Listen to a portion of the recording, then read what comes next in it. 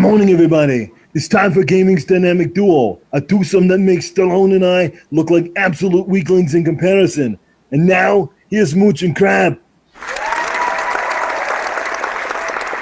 Thank you, Arnold. Thank you. Thank you all for joining us. Good morning, everybody. Happy holidays.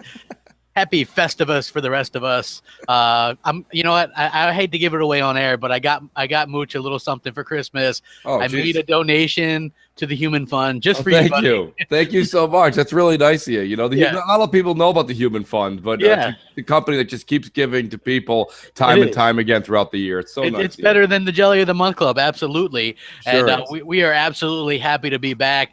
Sorry we're running a little bit late. Sometimes I'm amazed that we get the show started like before noon sometimes, you know what I mean? Like I was really super busy today, and then I like literally got in. Mooch is texting me. He's like, "Where you at?" I was like, I'm like literally pulling up. I'm like, dude, I'm right here. Let me set this up. I was like, I gotta, get this stuff going. You know what I mean? Well, I wanted to give you a little shit just because, I got so much shit 2 weeks ago for being a half an hour late. Yeah. I said, wait a minute, I got to give Crap a little shit here. But how great is it to have the most talented governor of all time, Arnold Schwarzenegger, do our intro? I'm very impressed with the fact that Arnold does that. You know what I mean? Yeah. He takes time out and helps us out, and he's got a busy schedule, but he's always. In fact, I was watching him last night. I was watching Jingle All the Way, one of his Christmas movies. So it's funny you mentioned Christmas movies, Crap. That was one of the topics on one of these shows I was watching this morning on TV, and people were listing Christmas movies. And of course, the classics were all listed.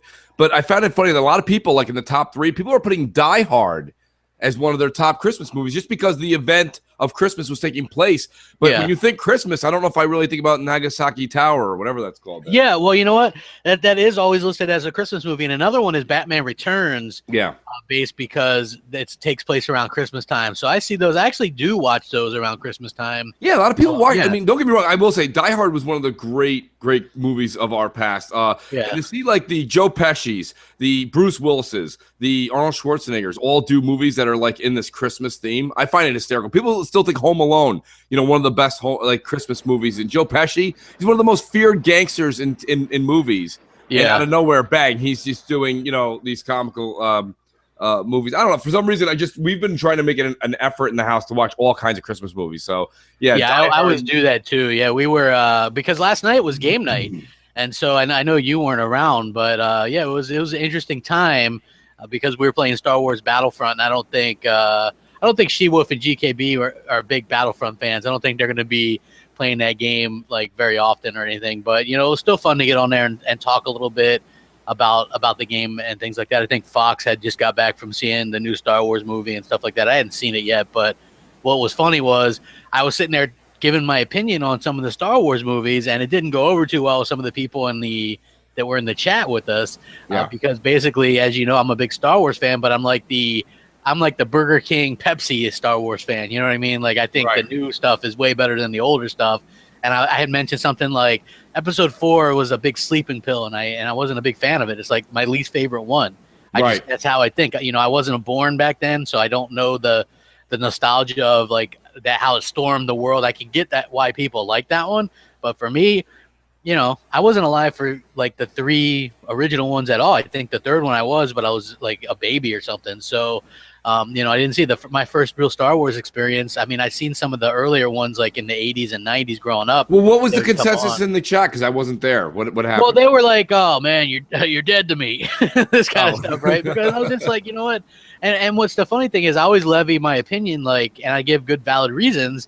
And then I always feel like the guy arguing in the courtroom scene on Idiocracy, where I give my valid reasons, but everybody's like, they don't care. You know what I mean? Because they just don't get it. Like for me, I just always think that, my first like Star Wars experience at the theater was Episode 1, and I loved it. It was like a blast, and then since then I like those ones, and I've come to appreciate the older ones except 4, which I still don't really like. Well, I haven't seen the new one, Crap, but I got to ask you a question. So you did see the new one? Yeah, no, I haven't seen the new one yet because okay, all right, you haven't. Yeah, you haven't. My question though is I follow a lot of diehard Star Wars fans, and I'm noticing something very odd and peculiar, and I haven't seen it yet, so I'm not going to give any judgment. I have no judgment to give. I'm a Star Wars fan. I'm not diehard, but I'm a Star Wars fan. A lot of diehard fans that I follow on Twitter are like, I just want to let everybody know this was a really, really good episode. And I'm like, what? That sounds like damage control. So I don't, it was like, I don't know about you, but don't walk in thinking this is the old Star Wars or the Star Wars you're used to. It's a different take. It's really, really good. And I'm like, what the hell? Like, usually when something's awesome, people on Twitter are so like, their inner child comes out. You know what I mean? They're like, this was fucking amazing. It was great. I can't believe it. I got to watch it 8 more times. You know, and now everyone that's a huge Star Wars fan is just like, when you walk into the theater, have your head screwed on tight because this is a new way to look at Star Wars. It was really good. And I'm like, I don't know why. I mean, so for me personally, I'm reading all these people that are like big Star Wars fans, and they're not saying it's bad. They're not saying it's bad, but they're also not. They're not giving me the impression that it's knocked the doors down great.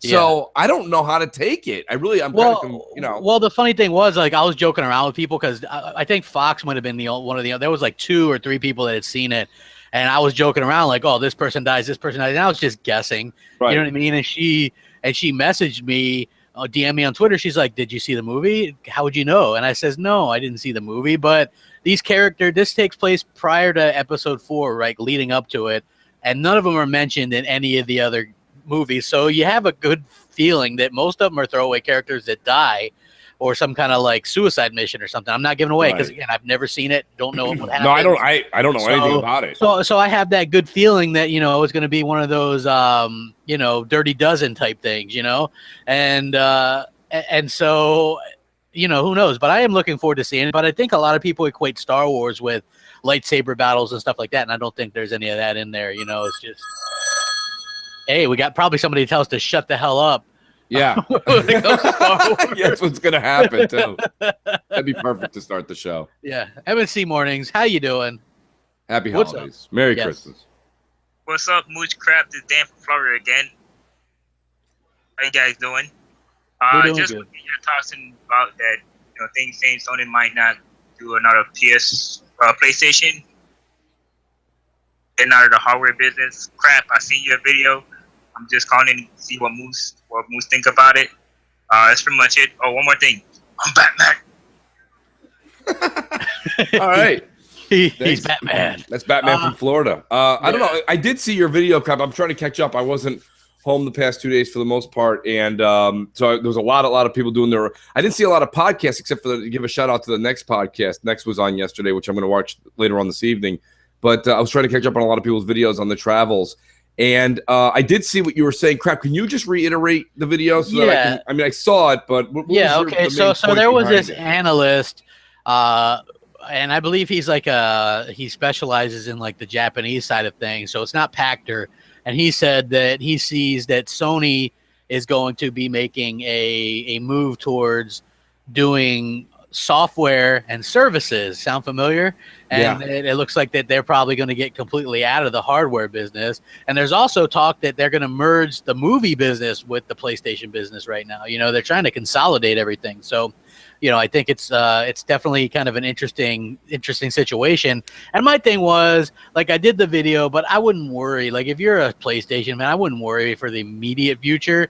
But it is interesting to kind of see and think about a little bit, with what's going on. I just feel like, that's basically, they just released 3 pieces of hardware, so they're not gonna like totally abandon the hardware sector. No, they're not. I mean, they've mentioned. Listen, when Sony mentions something, like they did. PS5 has come out of executives' mouths a number of times now. Crap, I do think we're still going to see something in the PS5. I really do. I think they can't. Microsoft has already come out and said they're going to have a successor to Scorpio. Crap.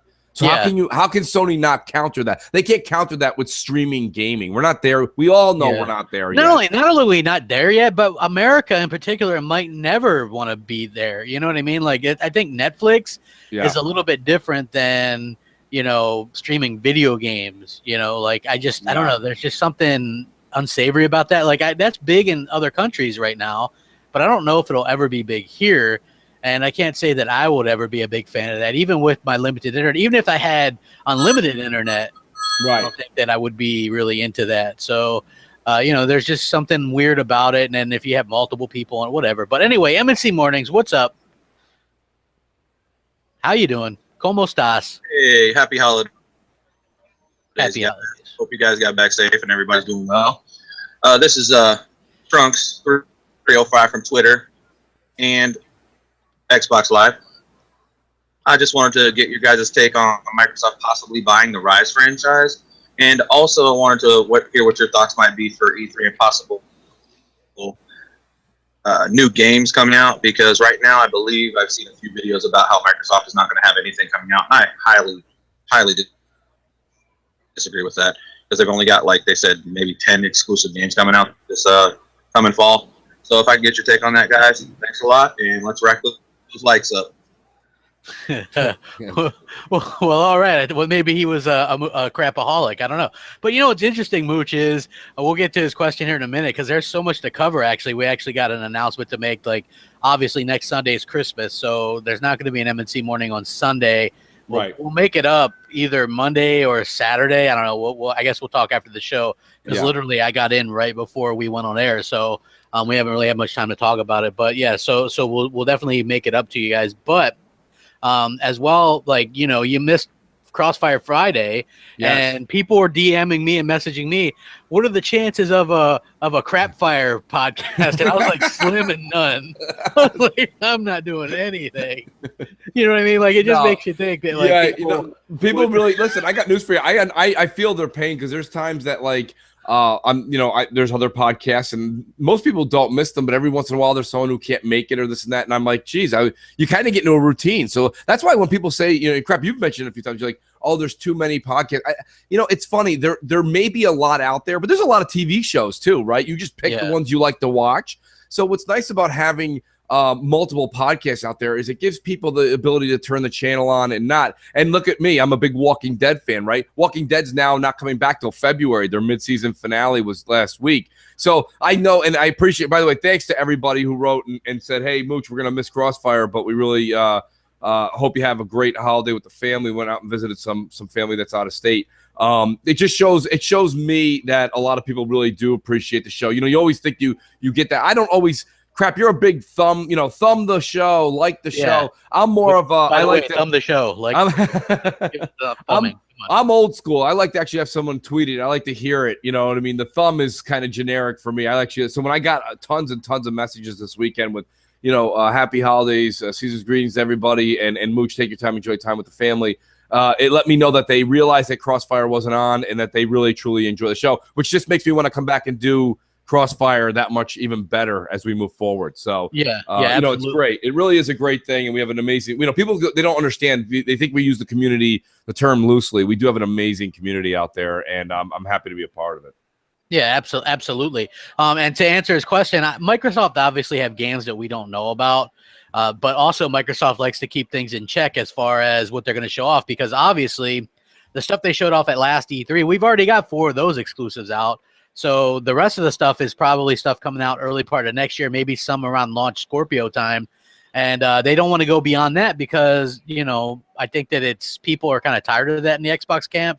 You know what I mean? Then, they were tired of it until Sony goes and shows shit from like 5 years from now. And then everybody's like, show us what's in the hopper for 5 years from now. And I'm like, I don't really care, because that could be, you know what I mean? Like, okay, great. We know a Halo's coming. We know something else is coming, which apparently 343 commented, and they're working on multiple projects now. So you can assume one's Halo 6 and then the other is something else, but we don't know what. Yeah, I don't know. I think it's going to be interesting. Also, I just want to say that I appreciate all the season's greetings and the fans that are smarter than the average person. Like, you guys know who you are. Obviously, if they're just thanks to all the fans that stick by us and know what's up. Absolutely. I think people know. I mean, it's funny. And it's a damn shame. I'll be very generic here, crap, because, I don't like to talk about it. But, I mean, I'm just going to be very generic. The people who truly know us and follow us know that we're good people. Don't listen to the ponies. Don't listen to the neutrals. They depict – we're on the air. You can take any of your favorite people. It doesn't matter if you're talking about anybody from Johnny Carson, Jay Leno, Jimmy Fallon on The Tonight Show, Howard Stern, Bubba the Love Sponge, or your local radio. There's always one sentence or one depiction or opinion that somebody that you love to follow in your entertainment world that says something that isn't necessarily fits down your morals or the way you think. That doesn't mean that person is an evil human being. So don't listen to the neutrals. Enjoy the holiday season. I'm glad you're all here with us on Mooch and Crap, and especially not to forget our great producer, Jay Williams, J-Dubs, a.k.a. J-Dubs. graphic god. So we really appreciate you guys sticking with us, and we know that we have a hell of a community. Yeah, absolutely. And also thanks for getting the show on iTunes. Like the show's burning up the charts over there, apparently. Yeah, Jay, what are the numbers? You threw some ridiculous numbers for iTunes, considering we're really not promoting it. Yeah. iTunes is doing really well. Unfortunately, it's a really hard way to judge how many are going on Google Play, because Google Play seems to be really weird. Like, even though we can be found on it, searching for us and finding us there is kind of a challenge. And I've tried. So you're saying it's easier and more convenient on the Apple ecosystem? Interesting.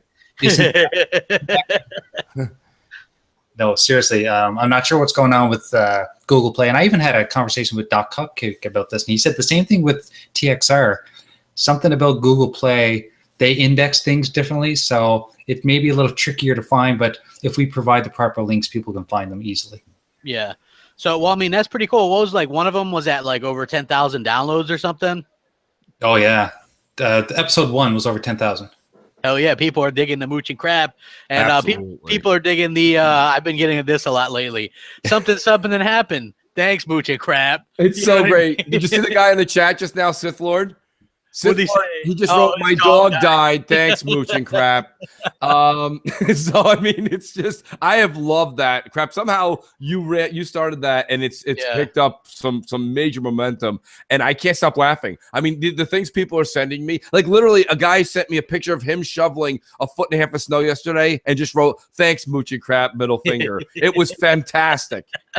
Yeah, so, I mean, it is great. I know also we have a lot of voicemails today. So actually, I kind of want to jump right into that. Yeah, we can do that. I mean, listen, my G-men are on at 1 o'clock, but I have a feeling we're going to absolutely destroy the Lions, so I can be a little late for that game. Yeah, my Ravens play at 1 as well, but a little bit late. It's going to have to happen. Yeah. So who we got up, J-Dubs? We got our first voicemail from Clutchman01. Nice. I like to hear a new voicemail. Yeah.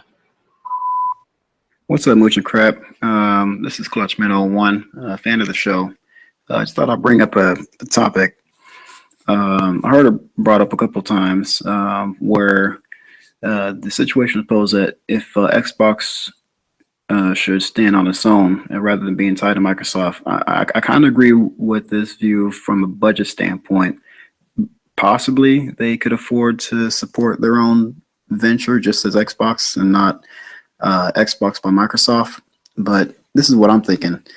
If they do that, do you think that they would have had as much success revamping the Xbox One S and capabilities given to the Project Scorpio without support for Microsoft's Surface team? Because that thing looks really sharp. They did a lot with it. Also, if they did stand on their own, Xbox, what would that mean for Microsoft Studios supported games, especially my personal favorite, Forza? Would Microsoft still support that game if Xbox stood on their own and just broke off from Microsoft? Keep up the good work, and I'll listen for answers. Thanks.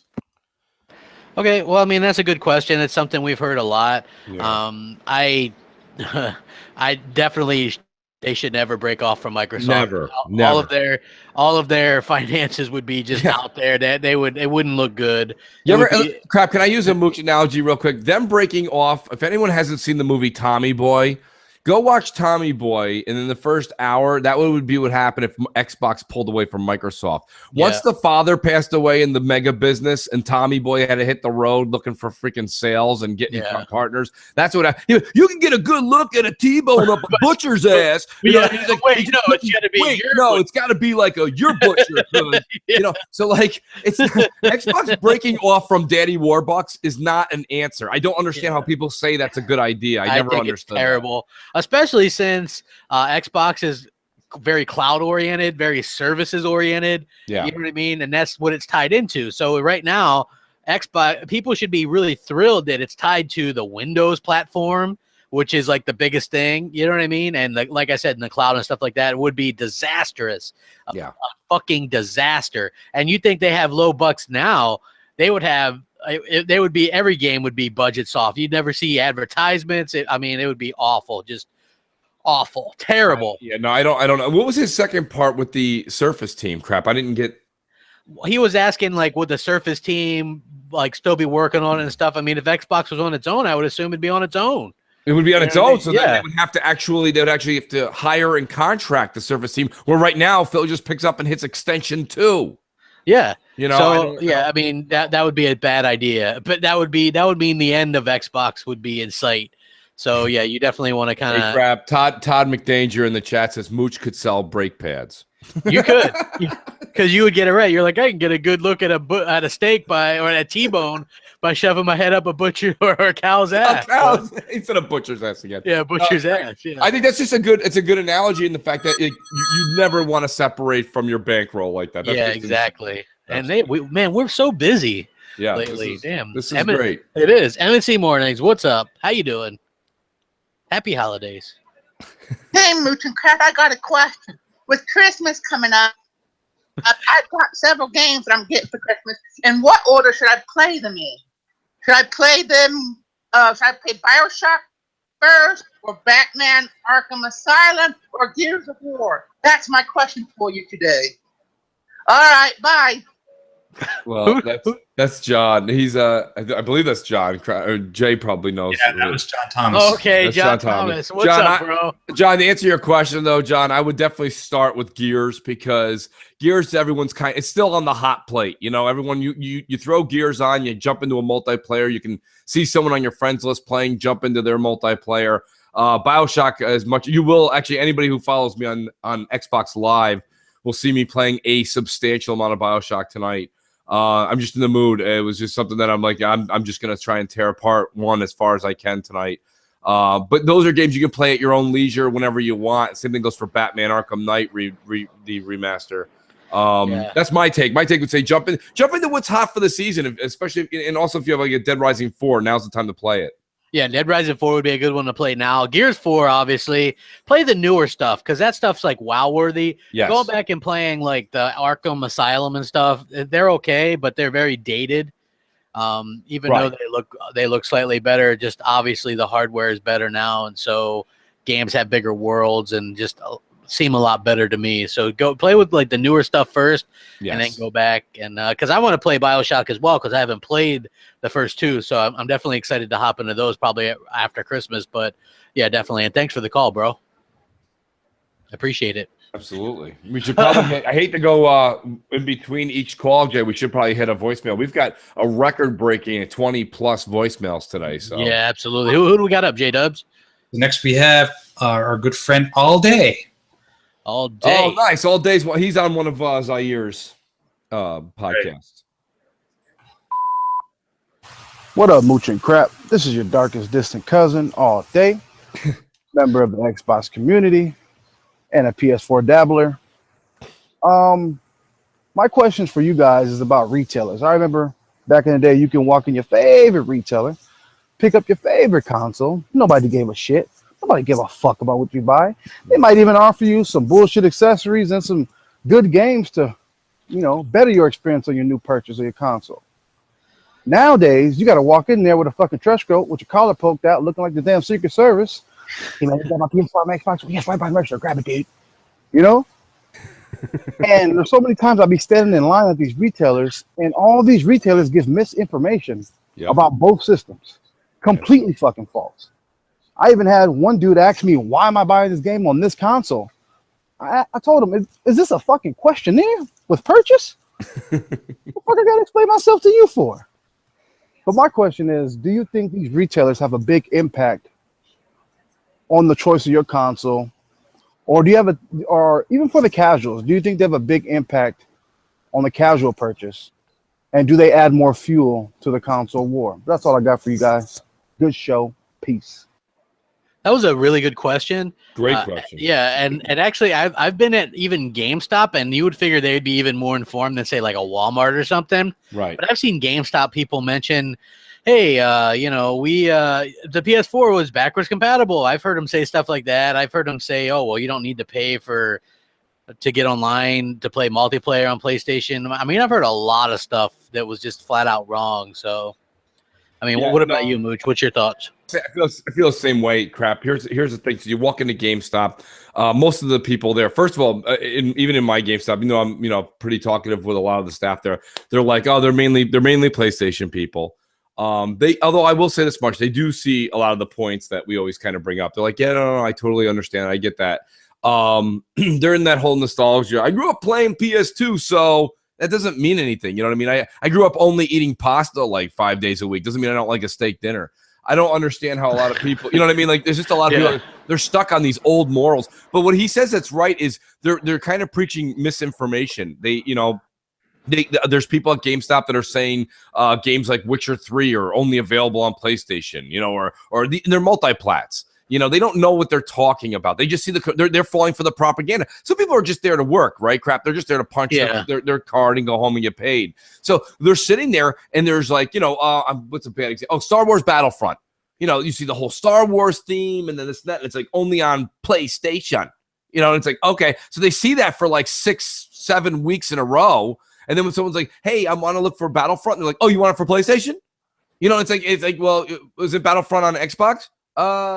Maybe, not sure. The commercial constantly says PlayStation, so I'll get it for PlayStation 4 then. You know what I mean? Like, so there is people think these subliminal things don't matter. If these things didn't matter, people, there would not be Pepsi and Coke paying $25 million for a 30-second ad during the Super Bowl. Believe me, it matters. Even little things like well, they really like the Call of Duties, you know what I mean? And then they're like, well, if you buy the PS4, they get the map packs 30 days early. Right. I mean, like, they push stuff like that. Obviously, the narrative is going to get pushed quite a lot. And, you know what I mean? And I think that's a little bit unfortunate. And actually, I want to get right into another voicemail because we've got a superstar on our hands thanks to MNC Mornings. Oh, I can't wait. Yeah, who do we got, Jay?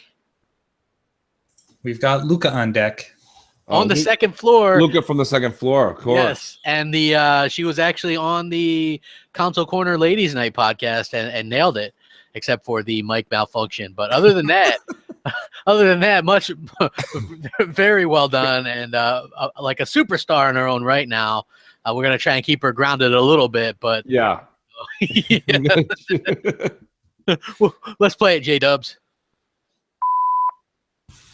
Hey Mooch, Crap, J-Dubs. Hope you guys are doing well. Just want to do a few shout outs before I ask my question. First of all, shout out to the Xbox community, aka the best community around. I just got a Twitter this week. Well, last week since this is being played on Sunday. And everyone's been really welcoming. It's been amazing, honestly. Also, big shout out to She-Wolf and the other ladies on Console Corners Ladies Night. Thank you for inviting me to the show. It was a lot of fun. And I hope to be able to join you guys next year. And also, Crap, it's been great this week talking to you. I've had a lot of fun. So, thanks for being there for me and for cheering me on and, encouraging me to speak during Ladies Night. I know I was a bit quiet, so thank you. So anyways, my question is the Xbox Scorpio a day one buy for you guys? I'm including you in this too, J-Dubs. And if it's not a day one buy for you guys, what does Microsoft have to do to convince you to upgrade from the S? Okay, well, I hope you guys are having a nice morning. I will talk to you later. Bye. It's a good question. It's a good question. Yeah. I noticed she's already started with we'll have to have a side conversation with her. We've already gone into the shout out to the shout outs. Yeah. And I want to shout out. I need to shout myself out. Yeah, I'm going to shout myself out for shouting out that I can shout out louder than I used to shout out. No, I mean, I get it because, like, kidding, we did get her into, like, the whole Twitter, which is really cool. And then a lot of people were following her. I was like, hey, make sure you guys follow her and stuff like that. Because it is a little bit nerve-wracking when you're doing your first podcast and stuff like that. And you tend to hang back a bit. But I always find it best just to be kind of, when you do podcasts, you can be completely opposite of how you are or whatever. Yeah. Just be outgoing because who gives a crap, So absolutely. I think that, and Scorpio's day one. Oh, come on. I mean, for just 25 cents a day, you can save up. Crap. I mean, I thought she asked a hell of a question, though. I really do want to get to it because me and you've talked about it on other podcasts in kind of a more serious tone. Is Scorpio a day one buy? And I'm leaning. I'm kind of at an 80-20 yes, but the numbers it depends on what Microsoft tells us moving forward. I mean, I'm in the firm belief that, I know you guys all pull up the Shannon Loftus tweets and you guys pull up this and that, but I'm going to pull up something called just what makes sense to Mooch. And that is, why am I going to go and spend money on a console? We can see that the Pro is failing because they're not doing what I'm saying. And I think Microsoft sees this. If I have Gears of War 4 already purchased, well, already purchased makes no difference, or I purchased it day one with Scorpio, okay? When I go home, I should be able to play 4K 60 on my single-player game. That has nothing to do with the people with an Xbox One S that don't want the Scorpio. You're still in your world. You're in your ecosystem. I'm in mine, in my home. So I think you need to make sure that single-player games, first party people, all right, not third party. I can't tell you that. But Microsoft's in control of their own destiny. And when they are in control of their own destiny, you have to make sure that single-player games, first party, are 4K 60, or I've said this, I'm okay with this, 1080 60. Gamers want 60 frames. That's the only real difference. And you can ask Hellhammer crap that puts the console generation separated from the PC world is they get to play at 60 frames all the time. And we don't. So telling me I get to go from 1080p to 4K, that's not really, I don't necessarily care. But now when you tell me 60 frames, I'm giddy. Like that, I'm out there in line. I'm putting my money down tomorrow, Especially for stuff like, I'm still not convinced that we don't see a 60 frames per second patch on Forza Horizon 3 with Scorpio. You know what I mean? Because you can do like the co-op stuff with other people. I just don't see why if you're doing the single player stuff, why they wouldn't up it to 60. I'm with you on that. Like, I think that's what we're going to see. I really do think so, crap. And listen, I understand, like I said, man, when Phil or Shannon Loftus or these people, they're more corporate, okay? More at the corporate. They have to watch their tweets and make sure everything's politically correct. But Rod Ferguson put something out there that said, can't wait for Scorpio, so all you Gears of War 4 owners are going to love this, 4K 60. He wrote stuff like that. And I'm like, this is a guy that's just like, he's not in the corporate meeting. He's in Vancouver. Exactly. M&C Mornings. How you doing? How you doing, everybody? Rack 'em up. What's up, fellas? Dirk Griggity here. Diggity. Hey, I just got a little comment and then a question. I was at a Best Buy in Taylor, Michigan. It was so many pros, PS4 pros all over the place. The Slim appears to be selling pretty well, but it was pros, and the Xbox is definitely selling well. Sorry about that. But the question I have is, what was Sony thinking about, like when they rushed this Pro out? I don't understand why they rushed it out, and I mean the developers wasn't ready for it. I do believe the Pro will be decent next year, but what were they thinking by rushing this thing out, not giving the developers enough time to, update the game properly? I'm just curious about what the hell were they thinking. I don't know what you guys think, and I know for a fact, what also is Microsoft going to learn from Sony's fuck up? Thanks, fellas. Great questions, dude. Yeah. The Pro thing, I don't know if you had a chance to check out this video that's floating around now. I saw it. Yeah, where that thing sounds like a damn jet plane taking off. That just goes with some of the problems. I mean, like, these things are loud. I'm not really sure. Are you experiencing anything? I haven't experienced that loud, but it is loud. You know what I mean? Like, it is louder than the regular one. Sony is doing. Listen, let me answer Diggity's for his last part. Is why? What was Sony's thought in releasing this thing so fast? They were trying to scoop money out of your pocket, people. So anyone that has a PS4 Pro, that whether you like what I say or don't like what I say, what I'm saying is the truth. Okay, you bought a Pro and you're not doing anything with it. Nothing your PS4 vanilla couldn't do. Nothing. Yeah. And even all these people that are throwing these lists of games coming out, like Kamasuki Dragon 17 and Brutal Fighting 37 and all these other great games that are coming out according to them next year, these are all low-budget games that on your vanilla will look the same as the Pro. Okay? So my point being is Sony was doing what Sony does best. They were corrupting you. This is what they do. They knew, okay? They knew two things. They didn't know about Scorpio. You can see they got caught with their pants down. Yeah. But the one thing they certainly did know was that power was very important to the consumer this generation. So what they did was they take all the cheap components they could possibly do. They upped their GDDR5. Okay, got 4.2, and they were hoping to dupe everybody for the next 2-3 years into going now to reiterate the PS4 sales all over again, so they can get the 50 million to buy all over again and get 100. You understand what I'm saying, people? Now that Scorpio is coming out with True Power, now the PS4 looks rushed. It looks unbalanced. It looks underpowered. It looks like it's a complete mess. It's a disaster. I'm telling you right now. Don't be one of those people that goes, well, I like to have the latest and greatest, so I think I'm just going to go ahead and grab a Pro. No, if you want the latest and greatest, wait 10 months, buy a Scorpio, go buy a PS4 vanilla that you could probably get for about $140 right now at your local GameStop used, and enjoy Kamasuki Dragon that I'm releasing next year. Right around the June time frame when other people don't release games. That's when Mooch and Crap are releasing Kamasuki Dragon 17. But yeah, no, nonetheless, what I'm saying is you don't need a Pro. You do not need a Pro. It's not giving you anything but a little bit mo. And I don't even think it's giving people that much mo. And like honestly, like they have to be a little bit worried by how this thing's underperforming so far. Like these things are everywhere.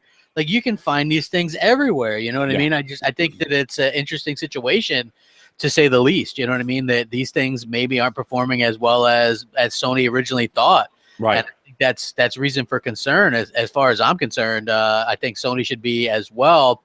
Okay, so J Dubs, what do we got as far as a voicemail? Who do we got on deck? Yes, please. This is a new caller. We've never heard from this. This is another of our 1% demographic. Oh, nice. Yes. So here we go. All right. Hey Moochie, hey Crappy, hey Jay, it's Princess 448. Yoshida challenged my brother Tony the Pony to a Kumite on Mortal Kombat. Tony asked if I could take him on. We haven't heard from Yoshida yet. But I just want to let Yoshida know I'm ready to go whenever you are, baby. But I was thinking, instead of playing you on Mortal Kombat, maybe what I could do is go out and buy some high heels and like stomp on your nuts for a while. And then maybe kick you in the balls for a while too. You know, I think you really like that. I'm happy to accommodate either way, Yoshida. Now everyone out there, hit that motherfucking like button. Oh my God. Well, we're getting some real aggressive callers. Yeah. Okay. Yeah. I think when you get calls like that, we're gonna start needing drops just for regular callers. Yeah. That's great. That is. Yeah, stomp on the balls, kick him in the balls. Yeah, why not? Right? I mean, why not? Why not? Listen, there's a lot of people even on Howard Stern. There's certain callers that call in. They start bickering between other callers, not even with the Stern staff. Yeah, they're just like there's a little bit of back and forth going on between there, and I can't say I blame them at all. So. Definitely, and so good. That's hilarious. I love it. We should talk a little bit more about that video that's going viral. This is a big deal, and you know what's funny? I want to bring it up to everybody. If you haven't seen it, check out. It's all over Twitter. There's a video going around, people, that's showing a lot. I mean, a lot. It's 7 minutes, and each clip is only like 10 seconds long, 20 seconds long. It's so many people with their PS4s are shutting down. Just resetting, glitching out, and they all sound like they're part of a 747 aircraft takeoff. So there is something going on here, and you know what I find really funny? I mean, funny as in not funny at all, is the media is not covering it. IGN doesn't have this is Damon Hatfield reporting from IGN. Apparently 7 million PS4 Pros are taking off from people's homes. No, we don't hear anything. Nothing is coming out from the media. It's all swept under the rug. They're letting Sony PR kind of handle it, which they haven't even come out and said anything. They're letting them just kind of. And doesn't anybody find this odd? When Microsoft had that one little thing, remember at launch with that click, click, click, click, click with the DVD player? Or the Blu-ray player. It was all over the place. Dustin Legary had a video out. Everybody had a video out within 30 seconds. Oh, mine does that. We had one in the office that did that. Hurry up, record it. Hit send. And now nothing. We don't hear anything from anybody. This is what I'm talking about, people. There's a huge, huge thing going on, and we'll all find out about it 10, 15 years from now when somebody breaks the news. But realistically, Sony's hiding something, and the media is in bed with them some way, shape, form, or another. 100%. MNC Mornings, what's up? How can we help you? ¿Cómo estás? Hey, Mooch and Crap. Hey, this is Colin from Houston. If I sound tired, it's because I had a long night and I had to make sure I was up to catch you guys for my Sunday usual. Anyway, I just want to say it's funny that people more than ever admit that there's a media bias, but for some reason with the gaming media, everybody now pretends that's not the case. Mm-hmm. You know, you look at ever since PSX, the media has been jumping on Sony's dick once again, blowing them off. Even after they revealed the quote unquote 50 million consoles sold, I've seen all these articles about how it sold more than the Xbox One and the Wii U combined, or sold more than the original NES. It's been crazy. But anyway, the question I wanted to ask you guys was, do you think that there's a casual problem this generation? Because it seems like I can't get anybody that I know, whether it's Xbox or PlayStation, into anything other than their usual 3 or 4 games. Well, the last gen, I could at least get them interested in, say, Assassin's Creed when that first came out, or Gears of War when that first came out, or even what are some other pretty successful games from last gen? Man, I can't think off the top of my head, but this gen, it seems like I can't get anybody into anything different. And I wonder if this is an issue you guys are having with your buddies, you know, on no matter what they play. But yeah, that's what I wanted to ask you guys. If there's a casual problem this gen where they just stuck with the same old, and, you know, I just hate seeing, there are 2 things I want out of gaming from the business standpoint: good games to sell and competition, because those are the 2 factors that seem to drive creativity. So let me know what you guys think, and have a good one, and enjoy your holidays, guys. YouTube Graphic God, because, you know, I don't, sometimes, you know, you don't get the respect you deserve too, man. Yeah, no, to start with the truth, yeah. Jay doesn't get it, and we try to make sure that we say it at least 2 or 3 times during the show and tweet it during the week. Jay, this show couldn't happen without Jay Williams. Exactly, and not only that, I noticed J-Dubs get a little bit of hate or whatever. With the gamer score police are out there again. You know what I mean? Like apparently, you're only a gamer if. I did see Jay get a little upset on Twitter. I'm gonna blame that on alcohol. I was a little bit drunk. My hockey team was losing, and I was on Twitter, and like those 3 combinations are not a good combination. They're like crossing the streams when you're a Ghostbuster. You don't do that. so yeah. You know, well, listen, Jay, sometimes I like to call alcohol truth serum, so it's okay, buddy. It's all right to go out there and release your feelings, because what you actually said, whether you're saying it was truly you or not, I got news for you, it was truth. You know, you don't judge people by the games they play or what they like to play. I said this when we were on Xbox Nation on Wednesday. I have friends of mine that only play Destiny. That's all they play. For 2 years, they bought an Xbox One just for Destiny. And are they less of a gamer than anybody else because they've put 3,500 to 5,000 hours into one game versus a series of 20 games? People that walk around and look at what you play and don't play on your friends list and call you out because you only like to play a this or a that, or you're only a shooter fan, or you're only a role-playing game fan. Who the hell are these people? And that's not why anybody, listen, I got news for you, all right? Some people like to go out and swim, right? They buy a swimming pool for their house. Some people actually like to do laps and keep in shape. Some people just like to play Marco Polo. Some people like to just get a raft and drink a beer in it, okay? Yeah. But regardless of why you have the pool, you're not less of a pool owner than your neighbor. So my point being is that you can't sit here and tell someone you're just a shooter. How dare you? Like, what is that? I don't even know what that means. How dare us? How dare you? How dare you, sir? Yes. But, you know, in all honesty, listen, Jay, you were right to do what you say there. And as far as what Gentleman's Call was all about was, can you talk your friends into it? I understand his problem, Crap. I have a hard time. Like I said, I have friends that only play Destiny, and I have to like literally twist their arm to buy anything else. And so far it's been to little reward. I did finally get them to buy, I believe, because it's Christmas time, some of the Destiny guys are getting Battlefield 1 on Xbox One, and then 1 or 2 are also going to buy. Now that the Call of Duty Remastered, the Legacy Edition, has come down to $50, they are purchasing that for $50, and they said that they will not play 1 minute of Infinite Warfare. They will only play the Remastered because they realize that they don't think they're going to get just the Remastered standalone.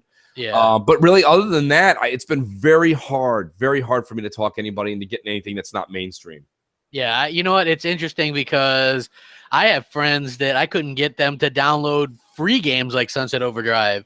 You know, so I definitely agree and see that as well. Which I got to say, I was talking to GKB about this last night, and that is the update came from Modern Warfare Remastered, and they added 7 new maps, included Crash Winter, and it's really funny because that map is like it's all decorated out for Christmas and stuff. When you get killed, you turn into Christmas presents that explode.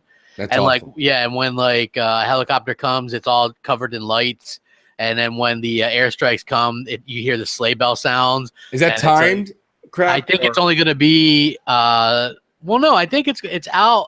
It's just going to. I don't know if it's timed or not, but it is. I think specifically, there's going to be a 24/7 starting the 20th, and that map is a blast. It's absolutely funny to play. So I definitely highly recommend that.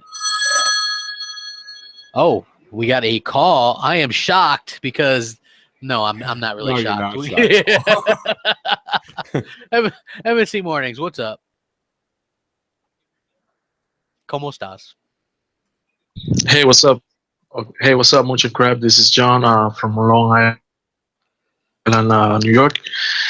I just recently switched from an Android phone to a Windows phone. Man, I really love it.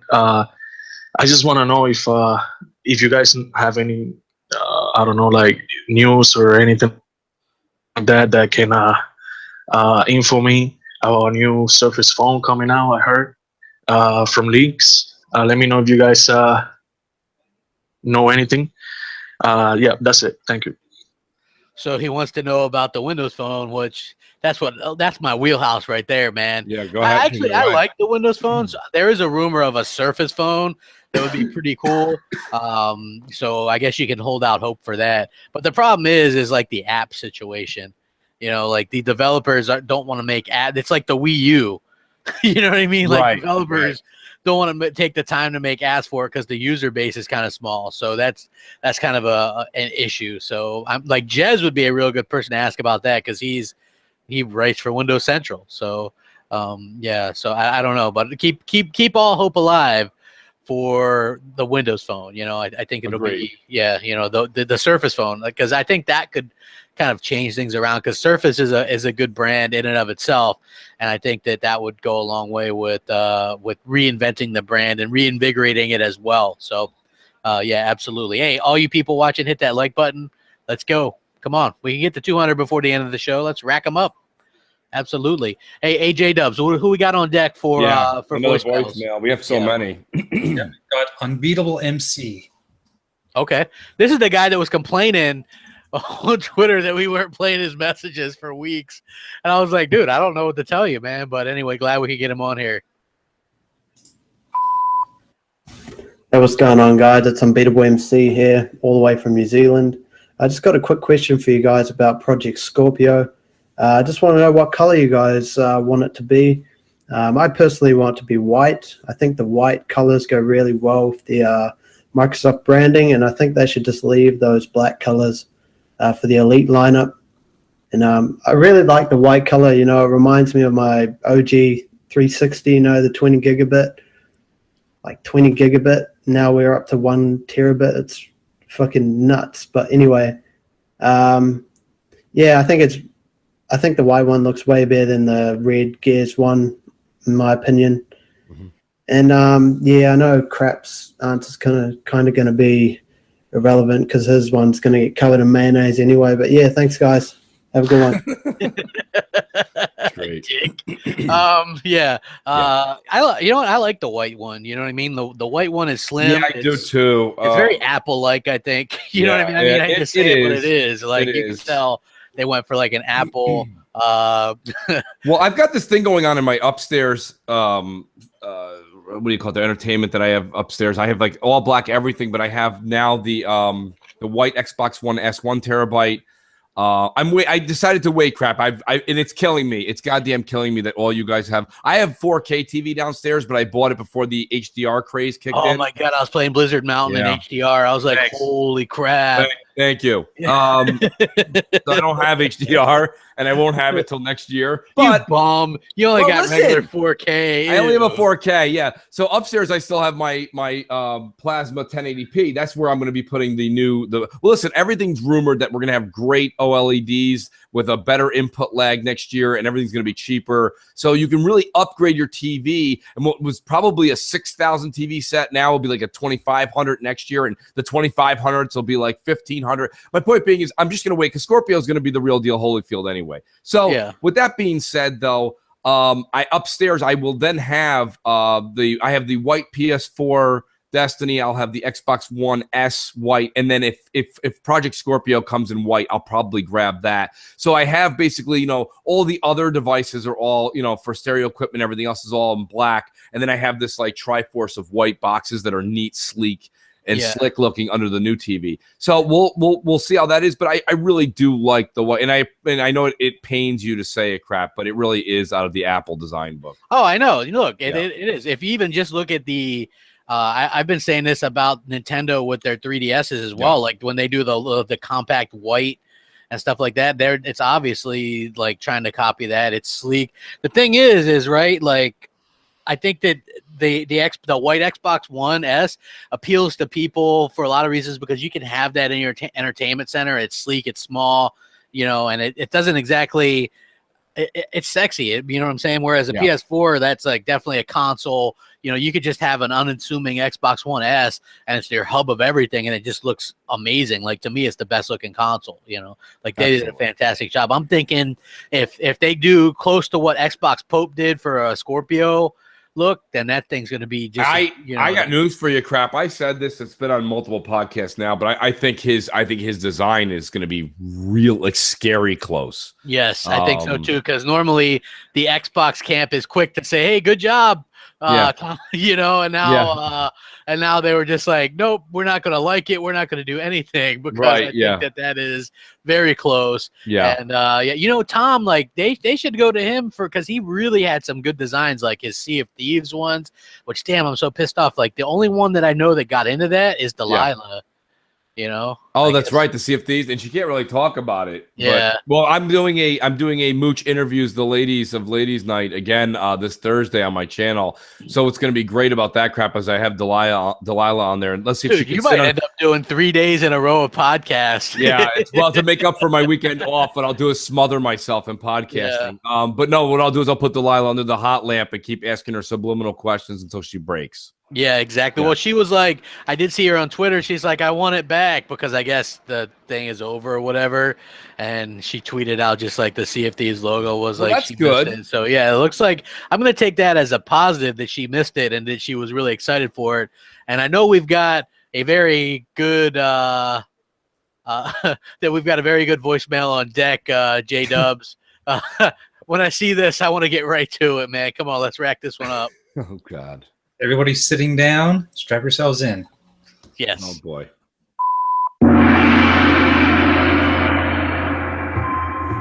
Oh, hi, everybody. This is Yoshita. So happy to be here today. Could not think of a better place to be than on MC in the mornings on a damn Xbox podcast. Jeez.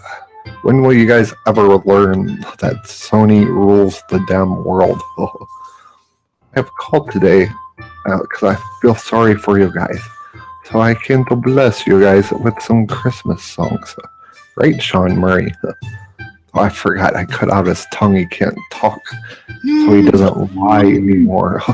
Go lie over there to the radio and turn on music so Yoshida can sing to the Xbox people. Are you crap gamer? You can sing along too, you idiot. Okay, here we go.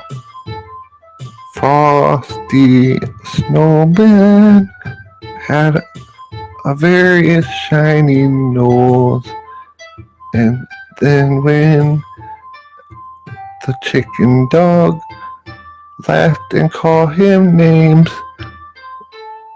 Joy to... God damn it, I can't remember the word, the Christmas songs. I'm so pissed off right now. Sean Murray, come over here. I smack that shit out of y'all. It's all his fault, I tell you.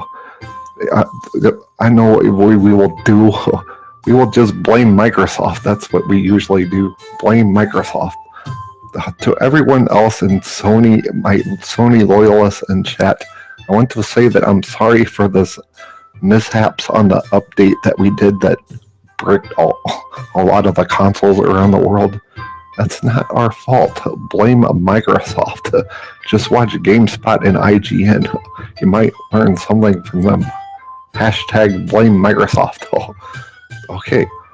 I hope you guys have a wonderful day. And as Boogie always says, I love you guys. And thanks for giving me all your money. Have a blessed day. Goodbye. You're listening to MNC in the Mornings. As always, remember, you can't take anything they say seriously. It's just jokes. Jokes performed by YouTube professionals, and usually the joke's on them. Well, I'll tell you, I'm looking forward to the forget Mariah Carey and Britney Spears. I want the Yoshida Christmas carols CD release. Make sure you have him a teleprompter though, because I mean, come on, you can't. Well, I think if Yoshida puts a DVD out with all kinds of great Christmas songs, there'll be subtitles, crap, so we can follow along. Yeah, I absolutely agree. I think that would be, great. I mean, I'm not personally going to follow along because I'd be laughing, but yeah, I think we're always appreciative of Yoshida calling in, especially around the holidays and things like that. So yeah, hashtag blame Microsoft whenever anything happens. And if you don't like that one, there's always hashtag thanks Mooch and Crap. Yes. So, thank you guys for if your PS4's making loud noises today, it's our fault. Right, Crap? I mean, we're responsible for that, I'm sure. Yeah, exactly, 100%. Everything's our fault. You know what I mean? There was people. Crap, you got to tell the story. We don't even have to. It was just something really funny on the Twitter. There was a bunch of people arguing. I think I saw it on Xbox Nation. Just tons of people. Oh, it was the neutrals that were going in at the Xbox Scorpio wasn't going to be 6 teraflops, and so Phil Spencer comes out and says, "Nope, we're sticking to our guns, and what we announced is what's still on schedule," which basically shut all of them down. And then one of the neutrals followers was like, well, at least you're not as loud and noisy as Mooch and Crap about it. Yeah. We weren't even there. We had nothing to do with it. Someone just sent me a snapshot and said, look, Mooch, you're even here. I'm like, I'm everywhere. Yeah. Hey, we were a part of this. Like Ryan McCaffrey was getting shit about saying something because I think he was playing Last Guardian, and we got blamed for that. I'm like, well, I don't even, you know what I mean? Like, how do we? Ryan McCaffrey came out and said something about how it was an awful game. The game didn't work, this and that, but he's like, I'm intrigued to keep going. And I guess apparently people, some Xbox fans were like, how could you say something like this? And then meanwhile, if somebody was like, well, you know what it is? It's probably because of Mooch and Crap. They started this whole thing. I'm like, I don't even know what you're talking about. And I mean, I will say this much, at least because me and Ryan have gone back and forth, and we've had many, many discussions. And I looked to see, because I don't follow him, he doesn't follow me, but I looked to see if he blocked me. He didn't block me because I never said anything. I had nothing to do with it. But thanks, Mooch and Crap. Thanks, Mooch and Crap, because some assholes say some stupid things. It must be our fault because we must have sent them to do that, which I've never sent anybody to do anything. Like, hell, I was talking about this Rise situation where it looks like Microsoft is interested in buying the IP again. And I was like, okay, if you want and you really would like that, then tweet Phil and Aaron and these guys in a respectful manner and ask. You know what I mean? Like, don't, like everything respectful, never disrespectful, especially around the holidays. But I think people really want to see like a Rise 2 or something. So I think that would be. There's a guy here in the crap in the chat here. It says Nacho Play Games, and he says, Mooch and Crap, do you guys think that Scorpio will have any problems at launch? I mean, first of all, that's really, really hard to answer. But I will say this much. Microsoft has done its due diligence to make sure that everything they've put out, even their Surface Pro 3, their Surface Pro 4s, their new computers line that they have coming out now, they really have put a lot of R&D and time into testing to make sure. I really don't think you'll have any problems with Scorpio.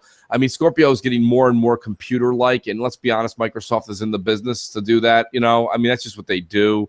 more and more as they move forward with their Surface department. So my point being is that no, I think it's a safe bet. You can see Sony rushed it. Microsoft's not rushing anything. They announced it. They're taking their time. They were very cool, calm, and collective on stage, where Sony was like, and here's the PS4 Pro, crickets. And then they were like, it's coming out in a month, crickets. And it was like, oh, shit.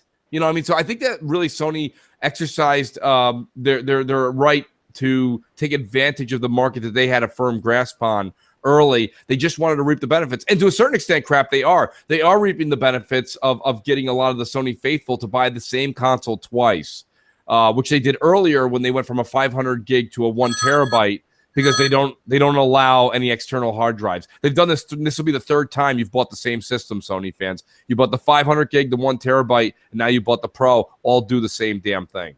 Yeah, exactly. 100%. So, MNC Mornings, what's up? How can we help you? Happy holidays. Hey, Mooch and Crab. This is Tim. I called about a week ago about the Xbox Scorpio Comes Weak controller. That's fine. We could agree to disagree. I have another question about Halo 6. Huge Halo fan. You need to get Xbox 448 to play with me sometime. I was wondering what you guys' predictions are on the Halo 6 sales with the Xbox One growing in number with the install base, and Halo 5 was like 400, 500 million. What do you think Halo 6 will be? I know I will be a day one purchaser, so they already got my number one plus one, whatever they sell. So what do you guys' prediction of that? Halo 6, Xbox Scorpio 4K 60. What do you think the sales will be week one? Thank you. What was his first part with the controller? He had mentioned like last week if we thought that the controller would, the Elite controller would come with Scorpio, I think. Okay. We got a little bit of a feedback there, huh? Yeah, I'm picking up on it too. Yeah, but that he was just like, we'll just agree to disagree, which is all good. But this is what you have to look into. When Halo 6 launches, you'll have Scorpio will have been out for a year. It'll release on PC as well. I would venture to say it could easily break 500 million in the first week in money. You know, I think that'd be easy to say. Yeah, because Xbox One sales weren't that tremendous back when. Well, every time an Xbox One sells, an Angel loses its wings. Angel loses its wings, and we deduct 10 from the total sales count. They're down to 8 million, I heard. So. Yeah. Crap, I have to just throw these out there every so often. There's so many great things in the chat today. I still have a lot of Christmas presents to wrap. Thanks, Mooch and Crap. Everything is just. I can't even read Noofs because it's No Chills. But No Chills has got a great one right now. He outdid me yesterday on game night, right? Because we were playing with him, and you know how everybody likes him to do like the voices and stuff like that. Absolutely. So like we were doing something, and I had mentioned a shirt or something. I was joking around about a shirt, right? And it was like a shirt that says "I fuck on the first date," and he took it to the next level. Right, like I thought I was taking it to the next level, and then he took it to the real next level, and I was like, "Damn." You know what I mean? Like no chills. I dare anybody to try and step up and keep up with No Chills Noof. There's just no doing it. It's impossible. I mean, Halo 6, though, to get back to the question, I think Halo 6 is going to do very well. It's going to be I think, sometimes you have to have a setup, right? Let's take a game of volleyball. Someone's going to set it up before you spike it. And Halo 5 was the setup. 6 is going to be the spike. It's really going to take the story to where I think a lot of people wanted it, with Cortana being evil, Master Chief on the hunt, Locke joining the team, almost like this renegade team that maybe breaks off with Locke and Master Chief working together to solve the Cortana issue. There's a lot of things they can do. I mean, sci-fi opens the door in so many different directions, but the Halo faithful is just an unbelievable crowd of people. There's nothing like it. Sony's got 85 different Japanese games coming out and this and that. But guess what? Hashtag variety. They've got variety. But, I'll tell you the truth, though, to be honest with you, though, Uncharted 4 is their flagship, and Uncharted 4 doesn't hold a candle to Halo. Yeah. It just doesn't. And I love Uncharted. I really do. It does very well. But, it's kind of like the Star Wars, Star Trek. And I mean, a lot of people in the family loved Star Trek growing up. People like Star Trek, but Star Wars, Star Trek doesn't hold a candle to Star Wars, and that's just the way it is. I'm only talking sales. I'm not talking about like fans.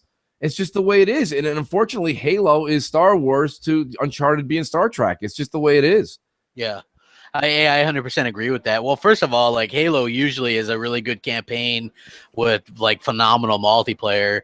Whereas Uncharted is usually a good campaign with like pretty average to bad multiplayer. I heard some people talking. Now I haven't played the Uncharted new survival stuff, but somebody that was gaming last night with us said it was complete trash. So they said it was hot garbage. So I'm going to take their word for it and it's probably definitely hot garbage. Just if you don't have to take our word for it, go watch the actual the footage from Naughty Dog. Just watch it. It looks terrible. It looks pretty damn bad. Crap. Here's another one. I gotta say it. My mother-in-law is staying with us this whole holiday season. Thanks, Mooch and Crap. Yeah, you're welcome. We're happy. I'm sitting on the toilet constipated. Thanks, Mooch and Crap. You're welcome. No matter what it is, folks, just add a thanks, Mooch and Crap, and send it out there on Twitter. It is what it is. It's great. Exactly. So, hey, J-Dubs, let's go ahead and rack up another voicemail. I've been please. Pretty hard. Sure, we've got an old favorite. We've got Xbox Trigger. Xbox Trigger. Love the Trigger. Mooch, hi, Crap. Hey, Jay.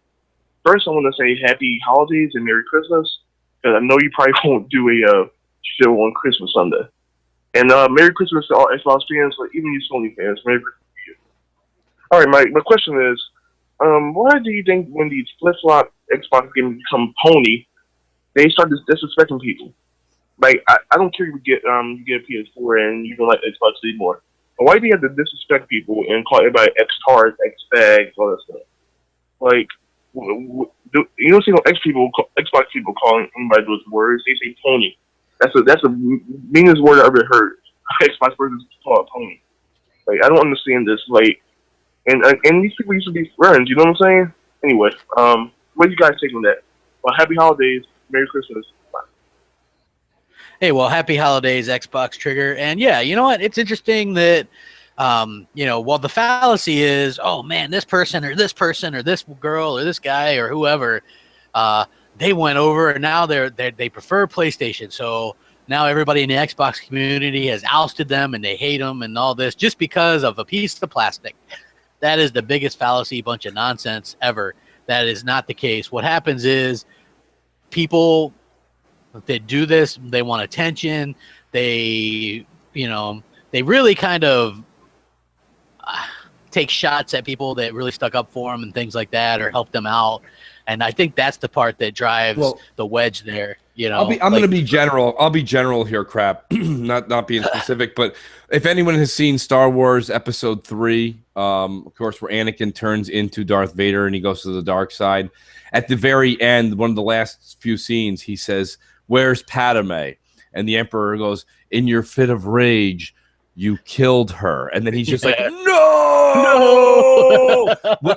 So hear me out. What happens to a lot of people that end up going to the other side and then deciding to plant their feet on the other side, when they get over there, they've already realized they've made a terrible mistake. But when they get there, they're stuck.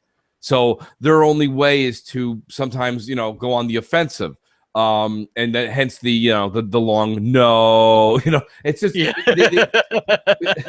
the Xbox community is, I'm going to be more positive. That's just my explanation for people that can't understand what happens sometimes. But the Xbox community is definitely the better community. We don't do awful things with pictures of people and their families. We keep things. Crap and I have a rule. I know Crap has deterred from it in his past, but he doesn't do it anymore. We don't mention or drop names anymore.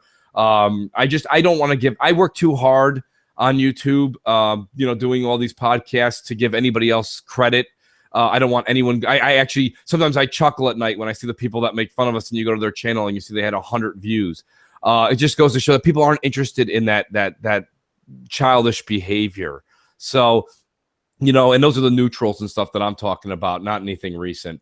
I think what's important is to, when you get up and go to work every day, no matter where you work, there's somebody who doesn't like you at your job. And the one thing to keep in mind is don't focus on that hate. Try to focus on doing your job better. And if you do better and you look at this show has grown leaps and bounds with the amazing call-ins, the amazing voicemails, the insane drops and cameos and people that just do different voiceovers for us. And the show's going to get better and better as the week progresses. What I do is I try to focus my talents on making the show better and do what I do better and not focus on the hate. And it's a damn shame that a lot of the neutrals and the Sony fans had gotten into Microsoft and Sony and the media's ear to try and make the Xbox community look so bad when we're really not bad at all. It's them. So just keep your head up, Xbox guys, and keep doing what you're doing. Put out great content.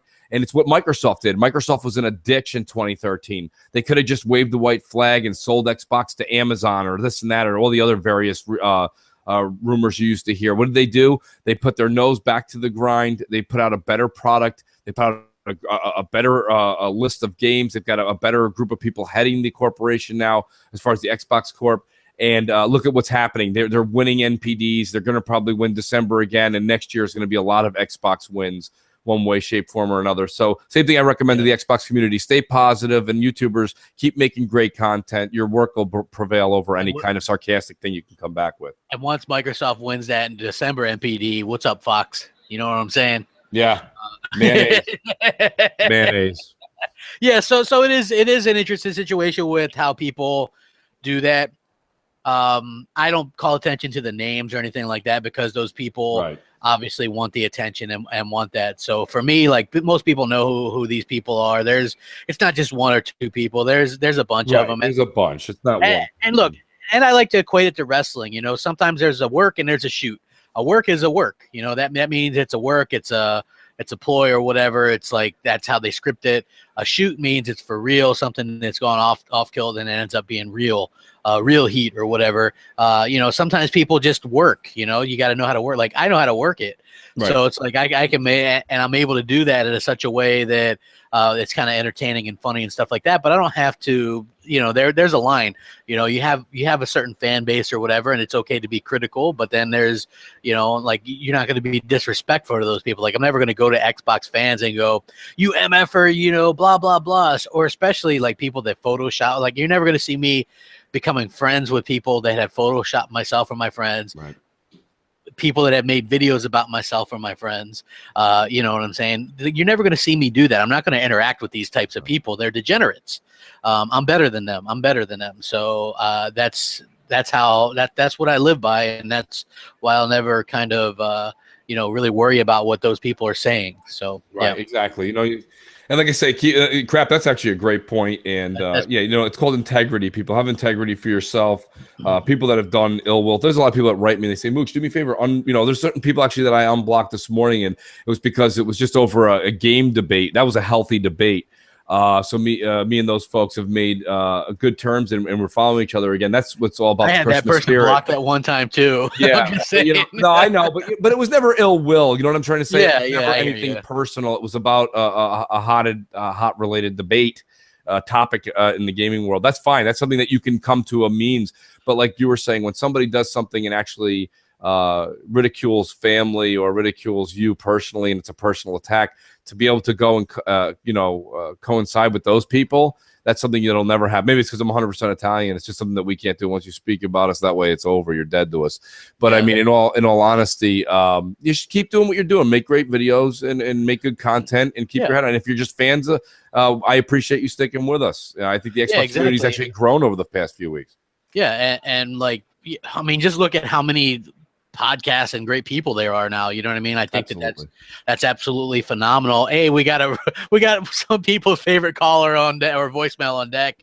What do we got, J Dubs? We've got our famous Space Cat. Space Cat. Okay. Oh, some people call her Mr. Bill. What's up, Mooch, Crap, and Jay? This weekend I just have a question and a little comment. And I wanted to tell you guys what game I got with the recommendations last week. For the game I got, I did in fact get Counter-Strike Dragon 17. Just kidding. I got Gears of War 4. I really like the game. Oh, okay. Okay. My question is, Mooch and Crap, what is your favorite podcast that you do during the week? Okay. That's so great. Okay. Love the okay. What's the favorite one that we do? I think I would take it two ways. I would say that's not fair to say because everyone's biased. I would say which is your favorite to listen to when you're not doing one of yours? Oh man, like I can't say. Yeah, that's hard to say because we kind of all collaborate together and everybody works so hard to help everyone out. I do really enjoy Console Corner. I enjoy Next. I got to be honest with you, even though he has 80 of them, I do like listening to Zaire's. Zaire to me is one of the most like he's just funny, dude. Zaire's really, and what's funny about Zaire is he's almost like slapstick comedy. Like sometimes someone will say something and Z will only like pick up half what they're saying. And he'll just go off on only half of the subject, and then they're like, "No, I didn't mean that." And he's like, "Oh, well, anyways, what I said is what I meant." You know what I mean? Yeah. Like, I love that about Z. So, it is great to watch the one where he's on with Dealer. And those guys too. I don't know if that's the multiplayer podcast or not, but they're all great. There's a lot of fun things. I told this to people. People are like, don't you think there's a lot of podcasts? I was saying this. I don't remember if it was on air or off air crap, but there's a lot of podcasts. But everybody who has cable TV, you have a lot of channels. You have a lot of TV shows. You don't watch them all. You have your favorite shows. So you have some people are mooch maniacs, some are crapaholics. Some people love Console Corner's take on games, and they don't really get into the hardware or some of the nonsense on Twitter. Because if they get into hardware, then she will she'll just disappear. Yeah, which is a great magic act, though. It is, and it's funny because we had a bit of that on, we had a really good show on Xbox Nation. Like it's like really, really doing well. Yes. A lot of people watch it, and then, crap, you were up to 12,600 views on like Thursday or Friday. I don't even know what it is now. It's almost 16,000. Which someone pointed out, they're like, and look, Podcast Unlocked was like well behind it. You know what I mean? Yes. So I always thought that was kind of interesting. But again, that Podcast Unlocked was one where they're like, yeah, I think Scalebound's been canceled. We don't hear anything about it. You know what I mean? Like, it's the most Xbox podcast I've ever heard in my entire life. I've never heard they're so doom and gloom. And listen, they got to do what they got to do. Listen, they know they're catering to the Sony crowd. It's one of those things where it's like Science Fiction 3000, right? Crap, where they're basically going to the Xbox event and just making fun of it the whole time. Yeah, absolutely. So I agree. I think that's funny as hell. And I like the chat. The chat is so funny. The chat's alive today, man. We got 300, and we've had upwards of 335 people in here, 340 people in here, and the chat's so alive. It's not, you don't even see the same person writing twice. And the thanks, Mooch and Craps, were just so good. I didn't want to keep bringing it up, but they were too good. There's one on Twitter we just got that's kind of political, but I find it hilarious. I'm sure it's great. So it's never gonna. Oh, there it is. Yeah. I see it now. That's really great. But anyways, keep them coming, guys, because it never ends. I hope some of the Microsoft executives see the thanks, Mooch and Crap, because they get bombarded all the time with how bad we are when we don't do anything wrong. All we're doing is stating our opinion, and we happen to be favorite the Xbox team. So, or we say a joke, or we're joking with each other, and people take what we say, and like they try to boil us down as people into a 143 letter tweet and then try to pass it around to make us look bad. And a lot of you guys are way smarter than that, and we appreciate the ones that are super smart. So yeah, absolutely. J-Dubs, who we got on deck? So we've got Diogo Pedrillo. Okay, God bless you. But just jokes, people. Go ahead and play it. Hey Mooch, hey Crap. I just want to make a question. I saw the entire PSX event. I think the event is to create hype, and if so, the event was a success for Sony. But I think it was funny because we have the Game Awards, and they shown Death Stranding. And Jeff Keighley is saying, oh, it's 4K, it's 4K. But Mark Cerny 2 months ago said to make a 4K game, he estimated about 8 teraflops would be needed. And now with a 4.2 console, he says he will deliver Death Stranding on 4K. Isn't that a bit hypocrite?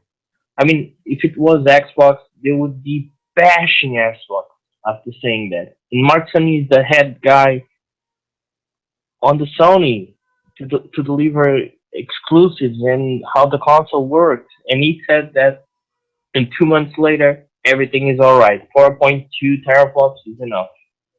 Also, Mooch, I wanna take your thoughts on.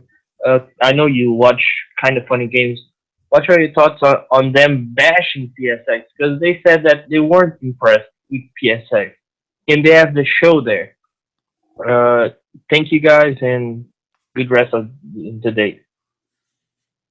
Well, now I do watch that. Now he's saying, did they bash PSX or they didn't bash PSX on Kind I of didn't Funny? watch it, so I don't really know.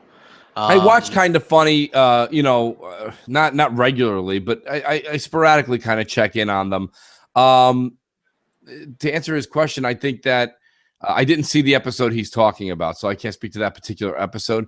But what I've liked about them for the most part is that they've been somewhat honest. Don't forget they are a pro Sony site. They are a pro PlayStation site. So you have to take that with a grain of salt. But they've called them out on such things as the Pro coming out when they figured they didn't need to do that or should have waited a little while and just made it a PS5. They called out The Last Guardian not being very good. They said No Man's Sky was a dump fire. So I got to give them, at least they're doing something where I can tune in and I can watch, because yes, I also sit there and listen to how much they love playing all their multi-plats only on Sony, and yeah, this, that, and that was an elongated 1970s phone ring. So wow. But anyway, I do like that. And I don't know, the beginning part of what he was saying was, we all know that the PS4 Pro cannot do true native 4K. And if it can, it'll do it very, very sparsely. We'll go back to that after this call. Yes. MNC, what's up? Happy holidays.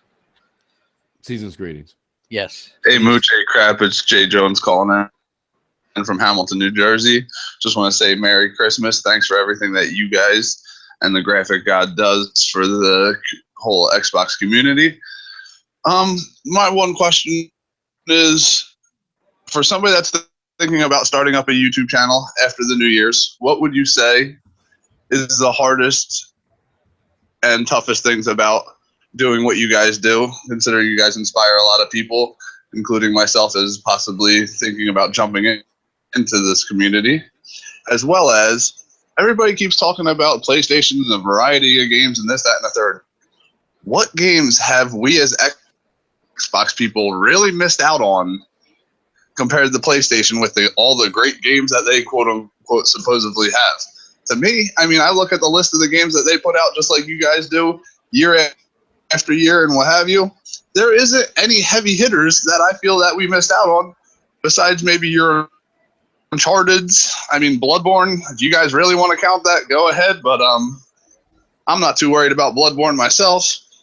But that's all I got for today. Thank you guys. Have a good one. Well, what was his name? I didn't. Jay. Yeah, his name might have been Jay. Well, Jay, you've missed Kamisaki Dragon 1 through 16. Yeah. But besides that, no, you haven't missed much. I mean, you're 100% right. I don't know what they're touting about. I looked at the list that people keep sending out that are the first 20 games coming out in 2017. I wouldn't buy any of those, and if they gave us any of those, I would give them away on MNC mornings. I don't want anything. I don't want anything to do. Nobody with would want them. I know they don't. Nobody wants those it'd be worse than the Gears of War codes. Yes, it would. It's your candy corn. Yeah, I don't know what people are talking about in this false excitement. We all know it's all about AAAs, AAA, and we're going to be getting Sea of Thieves and Halo Wars 2 from Microsoft's camp, and you're only going to be getting Horizon. So it's really 2-1 next year. You know, all the other, like, I'm not sitting here waving a Cuphead flag. I'm not wearing a Below t-shirt as we speak. You know, I mean, I'm not waving all these other things that Microsoft will be. I think, who was it that said it best? Somebody was saying it over the weekend. I was listening to a podcast, and somebody said, it was K Mega. You know, I'm not giving credit to Scream Ride. That was an Xbox exclusive. That was a piece of garbage. Yeah. And, you know, I'm not saying Scream Ride was any good. So, you know, when you have, like, you know, hot young anime water bottle squirt princesses playing out next year, you know, I mean, that's not a game I want to play. I don't want to play that. You know, I don't understand why people think that we all of a sudden, just because they're putting it out there. Listen, right now you can go to GameStop and you can see there's a ton of Japanese titles on the PS4 that nobody was talking about the past 2 years. Yeah. And nobody even knows how to pronunciate them over here. And I know a lot of people, don't forget Twitter and YouTube has opened up the whole world. This isn't just about America all the time.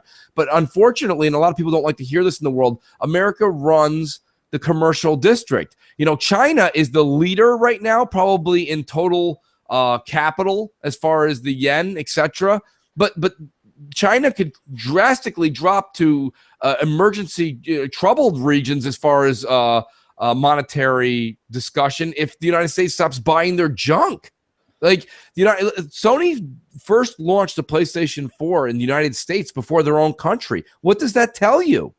Like, what does that tell you? Yeah, it tells you that it's pretty irrelevant right now as far as the United States dictates sales. That's the way it is. I'm sorry if you don't like to hear that. I truly apologize that it burns your ears, but it is what it is. I wouldn't apologize for the truth. I mean, come on. Well, it is. It is. That's what I'm saying. It is what it is. We buy. Listen, people say we buy a lot of junk. I'm even saying it's junk. We buy a lot of junk in this country. Like, you go over to anywhere in Europe, they're not buying these ridiculous, they don't have those 25-cent sticky balls you buy when you leave Walmart and you throw at the wall and they slowly climb down. Only the United States keeps buying that stuff that's made in Taiwan. I mean, come on. The Cleveland Browns are trash. Thanks, Mooch and Crap. Anytime. That's great. I love that one. Oh, it's so good. Listen, it is what it is. Look, we're the United States really. I'm not saying everybody. There's a lot of people, not enough to make up numbers that make Sony or their investors happy. There's a lot of people in the United States that like Kamasaki Dragon 17, but not enough people that they're even streaming it. Well, go to Twitch right now and look at the top 50 streamed games. All those people's games that they say are coming out, none of those the prerequisites to those games, none of those are being played on Twitch. Nobody cares. Nobody even wants to watch them, let alone play them. Yeah, well, this is what we have to look at, right? We have to look at these list wars, right? And we have to remember that originally it was the indies that were on this list, right? Yeah, and now indies, yeah. And now that the indies basically go to both, that they're not on the list anymore. Indies have had their moment in the sun, and for the most part, most people aren't really talking about them nearly as much. Remember how many people talked about them damn things for the first 2.5 years? Like, it was ridiculous. And still people, it's a little bit ridiculous, but now it's like the Japanese games, since when did there's a reason why those games aren't popular here, it is. There's a reason why Halo is not popular in Japan. That's how it is. Those are different cultures, This is what I think Jay Williams needs to make us a shirt. Crap. It says too much A button. Thanks, Mooch and Crap. Yeah, it's really a great one right there. So whatever you could do, just throw that out. I've had requests to do a it's just jokes people shirt, and Jay actually did it. So great. Yeah, we got another voicemail because I think we only have 75 left. Yeah. Our next voicemail is from Jeff Hammerell. Nice. Like that we're getting new voicemails, Crap, from new folks. That's Jeff out of New Mexico again. I wanted to pose a question here that I don't think's been asked. I kind of am interested in see what you guys say about it. So, say the Xbox One S came out with the same specs as the PS4 Pro. So the stronger GPU, but using the same CPU that's currently in the Xbox One S. Do you think that the games would run better on the Xbox, given if it was the same scenario in reverse, given what we've seen come out of the PS4 Pro right now? Do you think Microsoft's games or titles would run better given the DX12 software and just the way the games are developed generally with more frame rate, speed stable in mind? Good show again, guys. Thanks for answering the question. I thought he was going to take that somewhere else, but go ahead, Crap. Well, he was asking, do we think that the Xbox One versions will have the better frame rates and stuff? Yeah, he was saying if the Xbox One S, instead of it being what it was exactly what the Pro was, like identical specs with the Pro, would Microsoft games play better than the Pro? If everything was all fair and love and war as far as hardware.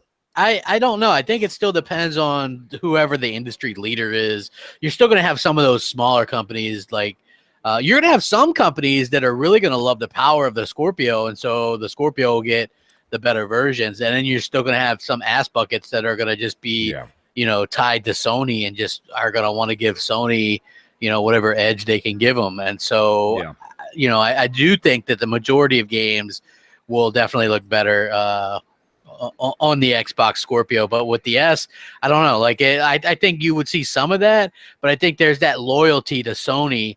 No matter how wrong that is, I still think that that's going to be there for a while because Sony's been around a little bit longer. So. No, I agree. I thought he was going to say more along the lines of, if Sony didn't have the Pro, but Microsoft came out with something that was basically just a little bit you would see a completely different. You know what the media would be saying if the PlayStation 4 was out right now and PlayStation, like their version of I said this a while ago, their version of a Scorpio is coming next year, and Microsoft was the one that just tried to up the ante really quick. They'd be like, another fail by Microsoft coming out with something that's already too late. Already going to be behind the 8 ball, come out when Sony's got their new. It would be completely the opposite. But instead, you have IGN right now being like, it is the most powerful console. You should have a Pro. It gives people options. You can play 4K sometimes. You can play checkerboard most of the time, and you can play. It's just nonsense. So it's just really funny to watch the media they almost have to script themselves. I think really, really drastically before they speak because they would get caught in kind of. Mimicking Sony if they were just to be speaking on the fly. Because what Sony did is an utter disaster. And we're finding out that their PS4 Pros are not, they're just resetting. They're loud. They're overheating. There's one picture that caught on fire. It's just a lot of wacky stuff. What I say is keep your PS4 vanilla and buy a Scorpio when you're ready for true power. Yeah, exactly. And hey, I want to remind everybody, let's hit that like button. Let's get up to 250. We're kind of close, so I would appreciate you guys all spanking that like button. Oh, very close. Yeah. Yeah, we're pretty damn close to that. So yeah, I would appreciate it. Also, I wanted to talk a little bit about something that I know we do a lot of voicemails and stuff, but it kind of annoyed me, which was the fact that so Microsoft had this 4K Xbox One S commercial. And then it got flooded with hate comments because it went like the people NeoGaf and M4G, and they pulled the commercial. They pulled it down. Really? Yeah. Like, I mean, I was pissed off about it. I was like, why are you guys giving in to these people that aren't even Xbox fans? They're not going to buy an Xbox One. How is this misleading? But yet Sony can sit there and have these 4K patch. Every game's getting a 4K patch, and they toss the word around like nothing. And nobody says that's misleading, but Microsoft has to pull their commercial down. I thought it was ridiculous. I kind of wanted your thoughts on that. Well, it's a double-edged sword here. You've got something in the case where you have Sony can do no wrong. We say this over and over again, and people don't want to listen to us. They're like, no, you're just a fanboy, and I'm not a fanboy. They put exclusive on things that are not exclusive, and then they put fine print and they dangle a little magnifying glass from the cardboard cutout in the stores. They're just snakes. They're sneaky, deceiving company. Look at if your PS4 happens to just shut off or not, just break, you get what you deserve. People have been saying this for a long time. You can tell it's a rushed system. They're not giving you anything. Look at they added one little layer, to it. They probably put a little bit bigger of a fan in there, and they're putting that much more power in it. This thing's going to overheat with time. Same thing happened with the PS2 Slim. I don't know if you guys remember that, where you had the pop-up lid and you put the disc in and you shut it down. That thing was after 3 hours, it would pretty much just shut off on you. And that was what the GameStop guy told me, or to me, I think it was EB Games back in the day. It is what it is. Like these people get what they deserve when they buy a Sony product. As far as the propaganda crap, we know that even that thing that came out with the Dead Rising 4 with the zombies, they had to pull that. Like Microsoft just does everything that's politically correct. It is. And the thing that kind of annoyed me with that, which I didn't talk about it much, but that was ridiculous too. Like I got the email. Yeah. There was nothing, absolutely nothing. It's like you could just tell how soft like some of America is right now. Yeah. You know what I mean? And thankfully, hopefully that starts to change now. But I want to get into another voicemail because we still got a lot left. So who do we got on deck? Who's on deck, Jay? Yeah, we've got Mr. Zombie Killer. Okay. Nice. Hello, Mooch and Crap. It's Mr. Zombie Killer from Chicago. I'm currently watching Xbox Nation right now. It's pretty good. And my question is, Do you guys think that Dead Rising 4, since it's Microsoft published, will go to other consoles? They said this about Dead Rising 3, but it never did. At least I know. And I don't think the Dead Rising 4 is going. It shouldn't. But people like ponies keep saying it is. What are you guys' thoughts on that? And what is your next prediction on the next Back and Pat game for the month before Christmas? Thank you. It's been a good show. And have a good holiday. If I'm not making another voicemail next week. See you later. Well, we could tell that Mr. Zombie Killer is obviously a crapaholic with that enthusiasm. Yes. But you know, I have to say, first of all, the Back and Pat team is taking a break until after the new year. Right. So the last ones we got were like Catherine and those ones. But I do think that we will see some form of Call of Duty, whether it be Modern Warfare 2 or Black Ops 2. I do think we're going to see those. I think they wanted to give it a good they wanted to give Call of Duty Infinite Warfare and Call of Duty 4 a chance to sell some more. You know what I mean? Until after the holiday. So I think that that's the delay with that. As far as Dead Rising 4 goes, I first of all, here's the answer that everyone should care about. Who cares if it goes to Sony? Because the Rise of the Tomb Raider went to PS4 a year later, and nobody on PlayStation even bought it. Yeah, I mean, let's be honest. If you're a gamer that likes Dead Rising, why would you wait? Yes, I mean, come on, you're gonna buy it now. If you don't have an Xbox, well, you could literally, even if you just want to, you could buy like a fat Xbox One. I seen some of like $150, right? And let's just say you're strictly console and you wanted to play Dead Rising 3, Rise, Dead Rising 4, Halo 5, Halo Master Race. You could do that for a super cheap price. So I don't buy into the whole thing, but I don't actually think it's going to go to PS4. And the reason being is they never said that it would. The time part was Windows 10. Because it's going to Steam in like 60 days or whatever. You know what I mean? The game was published by Microsoft. Rise of the Tomb Raider ended up not being published by Microsoft, but Microsoft did help fund it, and it took like a year or something like that for it to come out. So, hey, we hit over 250 likes. Thank you guys very much. I appreciate it. Means a lot, man. Right in the feels. I also agree with you. I do think it'll be going to PC. I don't think it'll go to PlayStation. If it does, it'll be a year from now. And that, who gives a shit? When it comes to video games, I don't care. Short of it being Halo or Gears, it's really just what have you done for me lately? So if it's a year old and you're like, hey, look what I'm going to buy, it's like, yeah, that's old, dude. Yeah, I mean, who really cares at that particular point? Yep. J Dubs, we got another one, eh? Yeah, we've got Joseph. All right, let's hear what Joseph has to say. Joseph. Coach and Crap, it's Joseph. Just want to know your thoughts on if you guys are going to be buying the new Super Mario Run on new iOS. I don't know if it's coming to Android. I believe it comes out on Thursday. It's supposed to be $9.99 for the game. What's your thoughts about it? And are you excited for the Nintendo Switch? Okay, talk to you guys later. Happy holidays. Peace. Oh. No, happy holidays, Joseph. Yeah. Hey, you know what? This is the dark horse for Nintendo. They can put these little games for like a really large price. Like this thing is $10, and it sold like 3 million copies. You know what I mean? 3.5 million copies in like 10 hours. Listen, I didn't buy the game, but it is. I downloaded the what we'll call the free trial, the first three boards. On all my devices at home. So the kids have been playing it all weekend. It looks like we're going to go ahead and purchase it because everyone seems to love it. But Mooch, it's online only. Yeah, well, that's when me and the kids are in the submarine. We're going to have to bring our 3DS there, apparently, because we won't be able to play in the submarine. But I can play my Xbox 360 in the submarine. So yeah, you can. There's a console for you. There is. Hey, you know what? I can't play because I have a Windows phone, but it is going to Android like in 6 months or something. Yeah.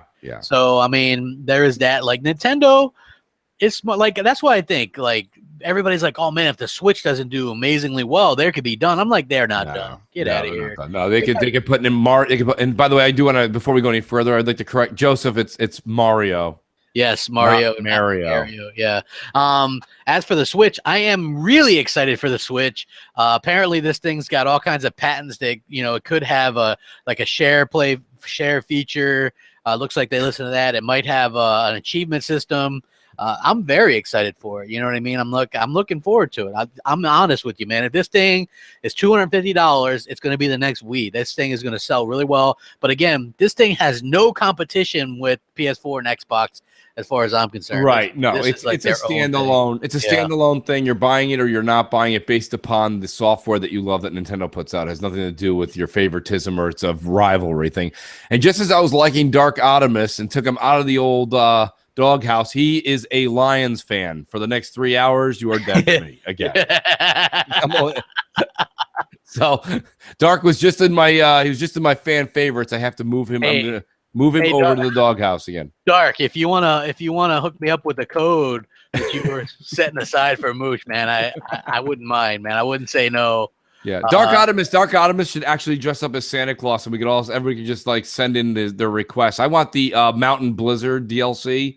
If I can get that code, that is a great. I tell you what, that is everyone's loving it. DLC. They're loving it. I think it's absolutely phenomenal. I think it's amazing. Probably one of the best things I've ever seen. And guess what? Hellhammer got it. So I was like, nice. One of those rare situations where I didn't have to do it. Yeah. So I think that J Dubs. Don't forget about J Dubs. He's mooching too. Nice, J Dubs. J Dubs is mooching. Welcome. Yes, please. So that'll be 2 codes, please, Dark. If you don't mind. Yeah, Dark says done, Mooch. That's it. Hey, listen, Dark is a great guy. I want everyone to know that he is a very good friend. I'm just joking with him. Hey, someone in the chat wants to know team sticker or no sticker. I'm sticker, man. I keep the stickers on everything. And Mooch is leaving Mooch and Crap as of tonight. Good night. No, what crap? Listen, look. First of all, I want everyone to know this is a true story. The Xbox One day one that I bought, even I think the 1 terabyte one that I bought, I left it on because the sticker just blended in. It was just there, and it was like I had the Xbox One in the entertainment. You didn't really see it. And my brother had come over a year after Xbox One launched, and he goes, "Why do you have that on there?" And I looked at him like, "What do I have what on there?" I didn't even know what he was I'm right-handed guy. I had no idea. I go, "What?" He goes, "You still have the sticker on it." I'm like, "Oh my God." I'm like, "Well, take it off." I'm sorry. I didn't even pay attention. So then when this whole thing came about, I'm like, what the, like, but the Xbox One S is a white console. The sticker is like a sore thumb. Like, I left mine on. I'm sticker all it's day. even got a tab. I know. That's what it's saying. Take it off. Yeah. Like for me, I don't know. I'm just sticker, man. I'm the sticker guy. No sticker. It's team no sticker. And I believe. Do you guys know I'm selling shirts with this team sticker, team no sticker on them as well? Yeah, I did see you doing that, Jay. Jay's like that guy outside of a Ringling Brothers and Barnum and Bailey circus. He's anything that's stuff. new that happens. Like if a guy falls off a motorcycle, he's got the hot T-shirt that says "I fell off the motorcycle 2016." He's selling it. You can see the ink is still wet. No, Jay's great at that. Jay's really good at keeping on top of everything. But Jay, your team no sticker. You're like me. You're a neat freak, right? I'm 50-50. I'm the same as you. My black Xbox still has it on it because I kind of forgot it was even there because it blends in. But the white one, it stood out like a turd in a punch bowl, so I had to take it off. That was a moochism. That was great. Yeah, it's definitely team no sticker if you have it on display. It looks I mean, listen, even if you're team sticker, the point that they put the tab on there, now it looks ridiculous. It's like you walking around with a shirt you just bought with the price tag hanging off the fucking lapel. You look ridiculous. Yeah. I don't mind it. I think it's fine, but who do we got on deck there, Jay? We've got Mikey. Mikey. All right. A lot of new callers. He's not a new caller. Mikey. Florida. Just a quick question. I've been hearing news about potential Rise 2 release, which would be amazing if it was on Scorpio. But also I had a question about Microsoft seems to have a track history of giving up early on franchises. We usually see it. The sequel is much better than the first. I've seen it with Mass Effect or Mass Effect 2 and 3 went to Sony, of which I don't even know why Microsoft didn't buy BioWare, because that would have been a blockbuster in their hand. Also with Morrowind, I know it's Bethesda, was on the OG Xbox, and then Oblivion was exclusive to the 360 before going to the PlayStation, and then also having Skyrim on the PlayStation. And then it's kind of like a pattern you see now. They're doing it with they're giving up on Quantum Break. It seems like also Sunset Overdrive. I would like to see sequels to the games, but it kind of seems like if the first one doesn't sell good, Microsoft usually just lets go and then goes multi-plat, not knowing that those could actually potentially grow and be blockbusters on their portfolio. So I'm kind of hoping they don't do that with Rise 2, because Rise 2 was, in my opinion, probably my top 3, if not my second most favorite game this generation. I beat it numerous times, and it would kind of suck them just give up on it when it has so much potential. So just let me know what you guys think. Thanks. That guy kind of just went on. Yeah, I think, I mean, as far as the Rise situation, I don't know, Crap. You did a video with, I watched your video, but I didn't hear the concrete evidence. What was it that you heard rumor based that Microsoft was looking to buy the IP? Yeah, they were looking to rebuy the IP, which, I mean, it's like, it makes sense because Crytek is in need of money. So, you know what I mean? Like I could definitely see why that makes sense, like to strike now, because like I guess there was some bad blood before, but literally Crytek is doing nothing. Right. They've done a couple of, like, they did a free-to-play game and they did some VR game or something. But would Rise's sequel, Crap, hold as much weight if it wasn't made with the Cry engine? It would be made with the Cry engine. I don't see why they would change that, to be honest with you. I mean, Microsoft could even pay them to make the sequel. You see what I'm saying? They just want to own the IP. Like, that was where the issue came in to begin with, because Microsoft was like, we'll fully fund the next game, but we want to own the IP if we do that. And Crytek was like, I don't know. You know what I mean? So it's like a huge investment on Microsoft's part. Look, I understand. Everybody wants to own everything, right? But I mean, that's like if you ordered a pizza and you're like, listen, I'm going to pay you to make this pizza. And then the pizza guy's like, no problem. By the way, I own this pizza. And you're like, what? No, I paid you, right? Isn't it mine? I just don't I don't understand people like these companies. Of course they want that, right? That's like having your cake and eating it too. So Microsoft's going to pay your employees, keep the lights on, you see all these guys that are developers, right? Every Monday, like Monday's bagel day, Tuesday's donut day, Wednesday's cake day. Like every day they take pictures like, I love working for this company, I love working for that company. Microsoft's footing the bill for all this. And then at the end of the day, you get the rights to owning it. No, that doesn't really work that way. So, I mean, I think, and look at, what do they call it? Insomniac, they pulled it off, so bravo to them. But Microsoft, I believe, does Microsoft own the IP for Quantum Break?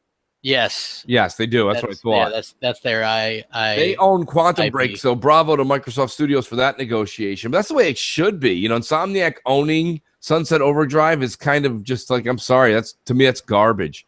You got paid to make it, and then Microsoft will go pick up their pizza and have a nice day. We'll call you when we're hungry again. I agree. I don't get that. So these I don't have a lot of these devs. Everyone's like, oh, support the devs, support the devs, support the devs. The devs are getting supported. It's called when somebody says I want to have a game. The developers sit down, they have their meeting, and they go, this is how much it's going to cost. This is development cost. This is how much it's going to be for us to have so many people working on the project. This is what it is for the lights, to this, to that, blah, blah, blah. And then they're like, Microsoft, this is how much it's going to cost for us to make this game. And then Microsoft cuts them a check. And they're like, oh, and by the way, we want to own the game. And I'm like, I don't understand. That's something I'll never understand. I think that Microsoft should own the IP, but whatever. That's neither here nor there. But Rise, as far as Rise, if they can get the IP back, don't be shocked though, Crap. If they do purchase the IP, don't be shocked if Crytek doesn't make the game. Yeah, I mean, like I think it depends. I think that the Crytek probably would want to make the game because Well, you'd think that, right? That funds them, yeah. Yeah. I mean, I don't know. I'm just laughing at Jez's thing. He's like, the real reason PS4 is winning on Twitter, and it's like Senran, Kugari, Estival versus Endless. I don't even know what the fuck that is, but it's funny. That's a good tweet by Jez. We got another one on deck there, J-Dubs. Yeah, we've got John Lee. John Lee. We'll rack him up. Morning. I have a question. Mooch Crap Game Graphica. The Scorpio controller, do you think it's going to be a whole new controller or just going to be a minor upgrade to the Xbox One S controller? Thank you. I think it's gonna be a minor improvement to the Xbox One controller. I think it's going to be basically the Xbox One S controller, to be honest with you.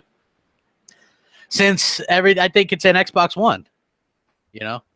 That's the whole thing. And don't get me wrong, everyone always thinks that, you know, it's really a how do you put it though, crap? Scorpio, I don't think is just a smidgen of an advancement over what we have. You can't go from 1.8 teraflop, or excuse me, 1.3 teraflops to 6.7 or 6. Whatever it's going to be when it's completed. To say it's not a major upgrade. So people think, wow, with new hardware comes great responsibility. No. So I think that people think they're going to get a new controller in the box. And I think you're going to get a new iteration. If you've noticed, from the Xbox One, day one, to the Xbox One 1 terabyte, to the Xbox One S, there's always been some sort of a gradual step upward in the development of the controller. I think this will be no different. This is going to be an Xbox One controller, maybe with one bell or one whistle added to it. That's my take, crap. Yeah, I think that it'll be. I almost think that it's just going to be the Xbox One S, because that thing's already like Bluetooth compatible and all this kind of stuff. So I think it's just going to be that one. So I mean, what about you, J Dubs? Because you did get included. But the controller. Yeah, do you think it's going to be a new controller, or do you think it's just going to pretty much be the same thing we got now? I think they're just going to take the Elite, and maybe they will even, or if they don't take the Elite because of the price that it takes to develop it, maybe what they'll do is they'll take what they did with the S, add a couple extra things, maybe even add a paddle or two to the S design, and submit that, and not have it as heavy, because like the Elite controller feels basically like you're holding an AK-47 in your hand. They're not going to make it as heavy as that, but I think they'll implement some of the same features. At least I'm hoping. I like the weight of the Elite. I think that's a premium feel to it. I don't know. I like that. So I think it's interesting. Hey, look at that! Your Giants looks like they just scored a touchdown. Did they? Yeah, because I got like the other thing open, so I see that as well. Hopefully they did. God bless the New York Giants. Do I have a particular brand of mayo that I like to be a potential sponsor? Oh, it's got to be Hellman's. That's the only kind I'll eat, and you know what I mean? It's got to be Hellman's. It's got to be, yeah. So I know like Fox is really into Hellman's and stuff like that. So, oh, look at that. The Ravens scored at exactly the same time too. Nice. So yeah, that's awesome. So let's go ahead and rack up another one of these voicemails, and we do have a couple prizes to give away here at the end. We're gonna spin the wheel twice. Somebody's winning Halo Master Chief Collection. Somebody's winning a $10 Xbox Live card. So we have an amazingly amount of voicemails. How many voicemails do we got left, J Dubs? We've got 5. So the next one we're gonna do is from Justin Harlow. All right. Hey, Mooch and Crap, it's RA Medic here. I was just curious how much y'all thought winning or keeping December close added to the momentum going into 2017, how important that was. Can't wait to listen to y'all later. Have a good day. He wants to know about the momentum. I think it only losing by 100K, if that actually added to the momentum, and I think it did. It did. Listen, Crap. Look at everyone likes to just pounce on me when I say this, but I'm going to say it again. You can win the battle and lose the war.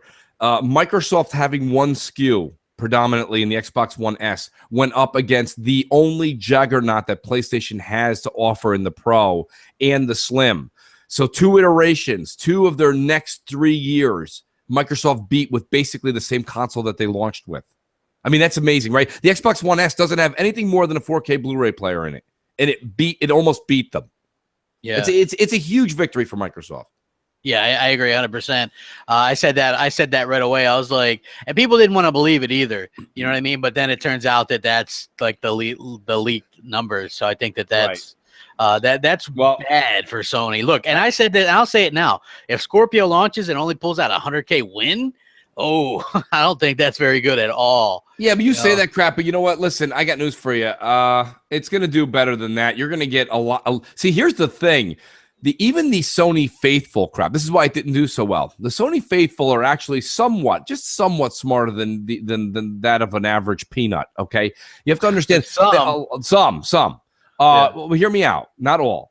They didn't go get it because they knew that vanilla was going to do the same thing for the next year that the Pro is going to do. See, here in this case with the Scorpio, the Xbox elitists are going to go out in droves because you're talking 1.3 to 6 point something teraflops, right? I mean, it's substantial. It's also going to have that Ryzen, right? So it's going to have just a ton of new potential in the box. So with that being said, you're going to get just a plethora of the, yes, 30 million Xbox One users or more.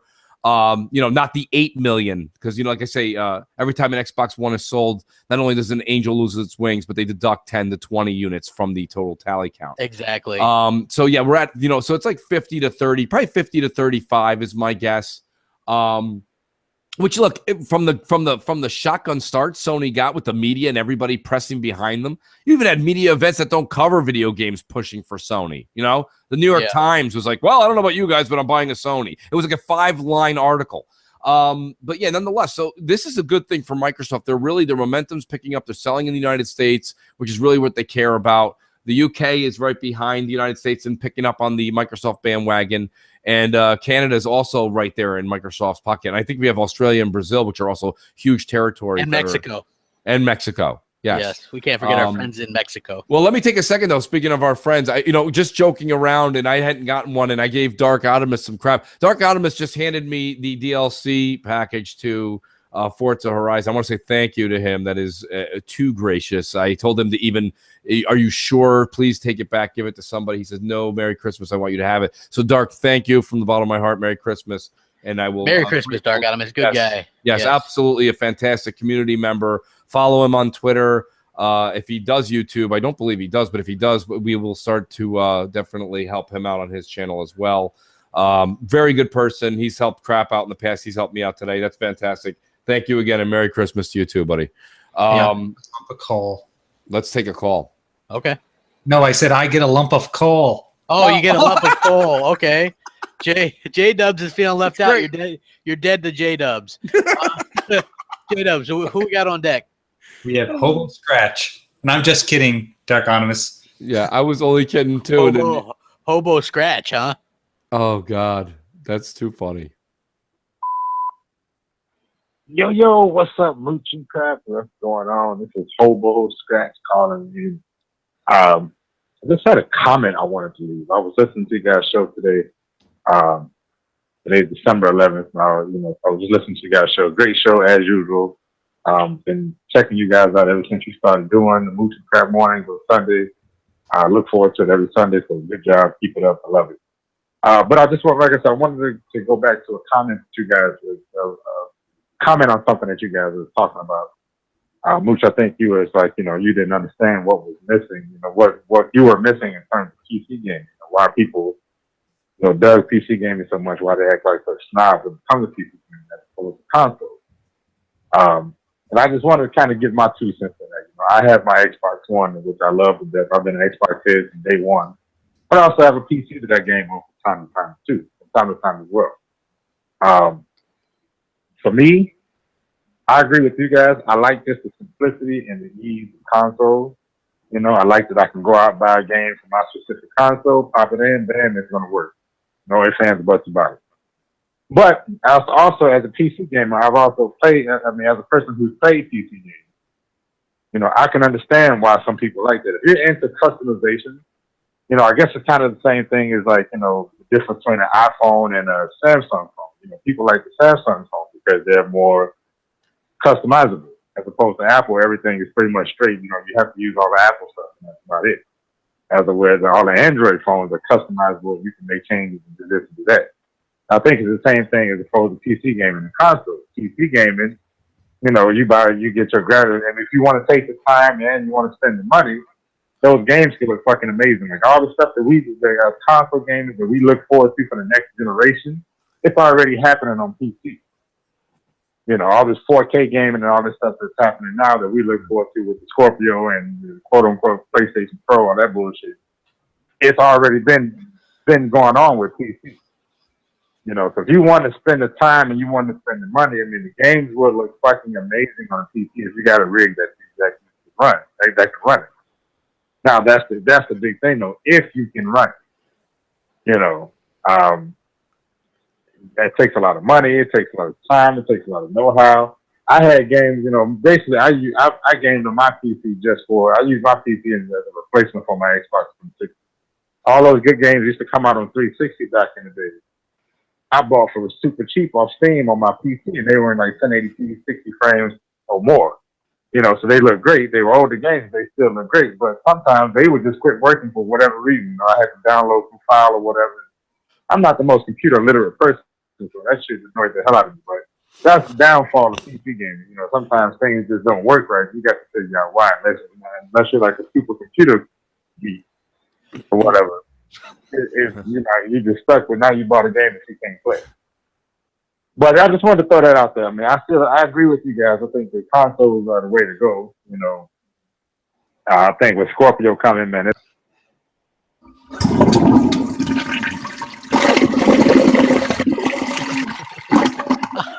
I'm sorry, I'm not trying to be a dick, but man, come on, guys. Well, listen, look, I like his point, but let me answer his point first. And I know Crap's gonna go with this too. That was really long-winded, but listen, here's my point. To answer his question, we all have a toaster oven in the house, but there's a reason you actually use your real oven. When you hear PC people be like, I like to tinker, I like to do it. He gave a really good answer. He's like, I like to do this, I like to do that. And then he's like, but then I bought all these great games and then they didn't work. Okay. So back to what I was saying. PC people, like, I understand that some of you like to tinker. Look, I get in the car every morning and I go to work. Here's what I do. I get in the car, I put the key in the ignition and I turn it. Or in certain cases, I get in the car and I push the start button on the car and I go. I don't want to be like, man, I love this old 1972 Buick. I got to go to work, but before I do, let me just change the oil and patch this puppy up. No, stop it. Just stop it. Let me have my ass crack hanging out. Let me, I got to tune to some, get it 1.2 gigawatts. You know what I mean? I mean, it's insane. He contradicted himself when he's like, I bought all these great 360 games at 1080p 60, and I'm not busting his chops. I feel bad that this happened on Steam. He's like, then I came home one day, went to go play them, and they didn't work. I had to download this and download that and download this. What? It's supposed to be a game. It's supposed to be fun. Back before there was video games, there was board games. And if you had told somebody that before they could play a board game, they had to actually take scissors out and glue and make a board game before they could actually play the game, nobody would have played board games either. Like, that's why PC people, the majority of PC people are not these people you see on YouTube with $5,000, $10,000 rigs, okay? Most people that are playing PC games have hand-me-down grandma's not using her new PC, folks. Here you go, kids. Or they dumpster dive and get some parts because they can play games on low settings and get like 100 games for $5. Look, and there's a guy, Metro F50. Listen, I understand. I totally understand what you're saying. I'm taking it to one extreme. I'm not saying that that's just how PC is, but you need to understand something, Metro F50 in the chat. You need to understand something. The way that you game on PC, you're in the minority. Just because there's a lot of YouTube channels and people on Twitter that like write to you and they have forums, the conglomerate of PC people don't have a PC that can barely shoot out an email, okay? They don't have the power that you have. So you need to understand that that's why consoles matter to a lot of people. They don't just matter to the simple-minded folks. They matter to people who are too busy to come home and oil up their motherboard. They just don't want to do that stuff. We want to come home. We want to play. Jay Williams and I, we speak all week long. We don't get a chance to game because of a 1 hour difference in our time zones. And when we do, we certainly don't want to be like, hold on, Jay, let me just fix that driver. It'll take about 45 minutes. I'll be right back. I don't have time for that. So I understand that that's not how PC gaming is. I'm kind of going off on a tangent just to be kind of funny a bit. But you have to understand that the majority of PC gamers don't have the big time rig that you have and these people on YouTube. So when I see these people on YouTube, they're like, you guys don't understand. You're in the PC master race. The PC master race is a very small group of people when it comes to the conglomerate of gaming folks in general, the gaming community. Yeah, not only that, but the PC master race is a joke to begin with for the simple fact that that term was created by people to sarcastically make fun of them. So I think this guy Nexus Video, he goes, Mooch has blinders when it comes to PC. I don't have blinders, buddy. I know how to. I can build a lot of people can build a PC. You have people who didn't even finish high school building PCs. It's not that big of a deal. All I'm saying is I don't want to do it, and most people don't want to do it. You don't want to. Nexus Video, do me a favor, send us all a link to you changing your own car's oil, because realistically, that's not very hard to do either. But that's why you go to Jiffy Lube for $9.99. All right. So get the fuck out of here with you and your PC bullshit. Exactly. Hey, while you guys are here, we are 24 likes away from 300. It would really make my day if we could get to 300 by the end of the show. Crap happy, people. Yeah, Make crap happy. we're closing in. We're closing in on that. So let's go and hit up another voicemail. I know we're coming up on who we got. Martin's is next, and we've got 2 left after that. We've got Def Jam Bam coming up, and Def Jam Bam, and we have a new caller named Chucky. Chucky's a little. You have to warn you about that. Friends to the end. Yes. Let's rack them up. Hey Crapper Mooch, this is Martins, your #1 fan from Nigeria, but I school in Canada now, which is far from hell. Hope you get the joke. Well, I just want to say I started watching you guys from watching Crab's video. The guy is just hilarious. He keeps snapping them pony legs. Before I started watching your videos, I noticed the clear bias towards the pony side. I was amazed as to the fact that nobody was picking up on this bias. And then I saw your video and it was refreshing. One critic I have to have is you should tone down on the clickbait titles. Sometimes I finish your videos feeling disappointed. You never want your fans feeling disappointed. Maybe you should use more of question marks in your titles, if you know what I mean. And there is Mooch. Is the reason why I sit to listen to a podcast for 2 hours. I can't stand 10 minutes YouTube video. That's all I have to say about you. And it says a lot. Overall, great job, guys. I like how you never respond to crazy ponies. There is this guy on YouTube. He makes videos about crap. He never... Well, I can't remember his name because he's actually relevant. Absolutely pathetic. So all I want to say is I'm a Crapper Mooch fan. So what do you call us? Still waiting on the name. All right. Well, hey, listen, well, Martin. Lotion on the skin, or it gets the hose again. Well, you know, it's great. What's great about Martin's call crap is I was very confused on some of his. It made it sound like he doesn't like you. Yeah, that's what I thought. I was like, wait. He's like, I can't listen for more than 10 minutes. And I'm like, what? Well, I don't know. Did he say I can't listen for more than 10 minutes? I thought he said but then he says that must tell you something. If he's a mooch, I think what he said was I can't usually listen to more than 10 minutes, but I listen to 2-hour mooch podcasts. So that must say like. I think it was a compliment. That's what I'm saying. I'm gonna have to replay that one later, Jay. You have to send that to me. So I can hear it. I don't know if that was a compliment or not, but I'm gonna take it as a compliment just because I'm in a good mood. Because then he's like, "Oh, you," but no, I'm never gonna switch my my clickbait. I mean, that's my thing. Right. You know what I mean? Like, come on. Thing. Yeah, that's my thing. Let's go ahead and rack up this other one because we got 2 left, Jay. Okay, we've got old favorite Def Jam Bam. Def Jam. It's on track, I guarantee. Graphic God, aka J Dubs, what's up? Mooch and Crap, what's going on with y'all? I got a question. I've been thinking about this for the last couple of days. We know E3 is coming. Microsoft going to show off Scorpio, Scalebound, Sea of Thieves, and Crackdown. I have a feeling they're going to show off 2 new IPs, maybe 2 to 3. What do y'all think? What do y'all think they're going to show off? Also, Mooch, and you too, Crap. Hey, man, y'all got a reason to turn your PlayStation back on. Y'all can play Uncharted 4. Y'all can play that new DLC. What is it, Survival? Horde mode? Yeah. Hopefully y'all can do a review on that too. Mooch, I know what you're thinking. But don't knock it if you ain't tried it yet, all right? And then let me know. Make sure y'all get that review out too, because everything's on track. Peace. That's great. I knew it. It was going to be on track. Zing! You had to get it in. That was really, really funny. Yeah, that was. So long story long. I mean, what was Bam's first part there? About playing? Oh, about the two new IPs at E3. The IPs. That's what I mean, like, I don't know.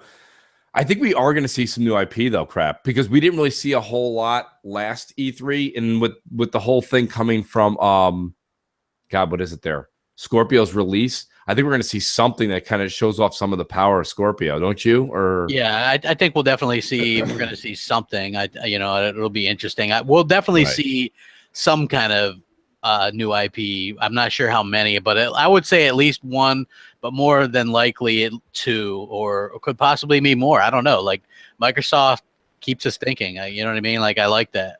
So I like not knowing 100% what we have 4 years from now. So. Right. No, I agree. I think Microsoft will keep us on the move. As far as the other thing, actually, I let my brother borrow.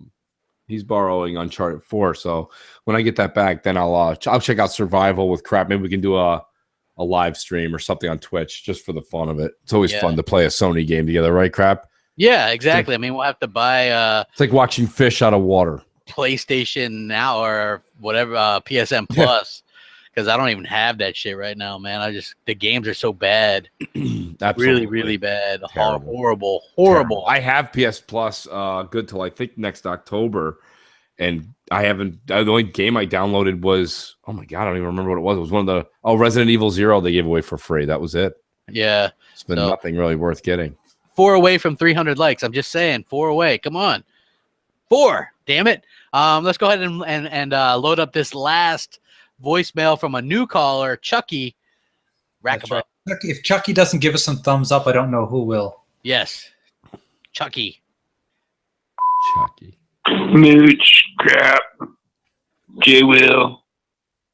It's me, Chucky from Twitter. I wanted to call because I'm a stalker, but also because you guys said I was a teenager with mental disabilities and stuff, but I'm really not, man. I'm 24, and my mom lets me crash in the garage for pretty cheap. I got a pretty sweet pad. It doesn't sound like mentally disabled to me, bro. You guys are just some Xbox haters on me because I'm I love my Stony State stations. So check this out. I'm sorry I Photoshop you guys all the time, but it's what I'm good at. I usually like to Photoshop pictures of hot chicks, and put them next to me because I've never really touched a girl before. Makes me feel better about myself. Okay. I was pretty disappointed with the last Chicken Dog that came out this last week. Last Guardian. Let's be honest, it was pretty sweet though, but it could have been better. I wanted to ask you guys, horrible. Disappointed you've been in a game release, like a game you really look forward to. And we're super stoked to play it, couldn't wait to put it in the space station and play on the controller for 2 hours before the batteries died, you know what I mean? I'm just curious. Maybe I can just an olive branch, just to make some peace with you guys. I'm still gonna fucking stalk you though. Wow, that's great. Was he talking to a fan or something? I don't know. I think that was supposed to be our friend Chucky L. You know what I mean? Yeah, I know who it was supposed to be. Right. But... Yeah. Well, thanks for that, Chucky. Always good to end the show. Okay, hold on. Jay has something to play real quick. Play. Okay, go ahead. Calm down. It's just jokes, people. No need to freak out like whiny little babies. So Xbox Pope writes, "What the f? Why don't you guys flush that guy?" So yeah, no, that was great. This is a really good. I'm really excited to see who's going to win the Wheel of Wonder. We've got Master Chief Collection we're giving away, and then we will be in touch with everybody. Crap, as far as what goes on for our holiday show, since Christmas falls on Sunday this year, we won't be having a Mooch and Crap on Christmas morning, so it'll be Saturday or Monday. Yeah, my vote's for Monday, but interested to hear what the fans want when they would prefer to have us do it. Yeah, well, because something says like we probably won't do a BGST Sunday either. So, right. We'll probably have to do that shit on Monday as well. So I don't know. Like, right. That's a lot of podcasting.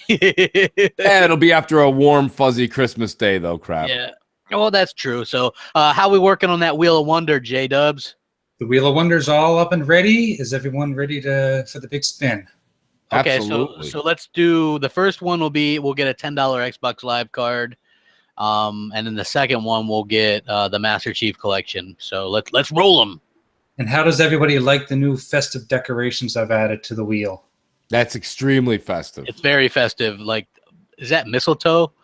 Oh, it's mistletoe, and there's some holly in there. And actually, I might put some mistletoe above you two guys, and maybe. Nah, that's okay. Hey, We're good. Leave the jokes to us. Yeah. Leave the comedy to this side, will you, Jay? Yeah, let's mute and spin the wheel. Mute and roll. Okay, so this is for Master Chief Collection. Let's do it. And actually, Jay, hold on. First one is for $10 gift card. Okay, first one's for the $10 gift card. Yes.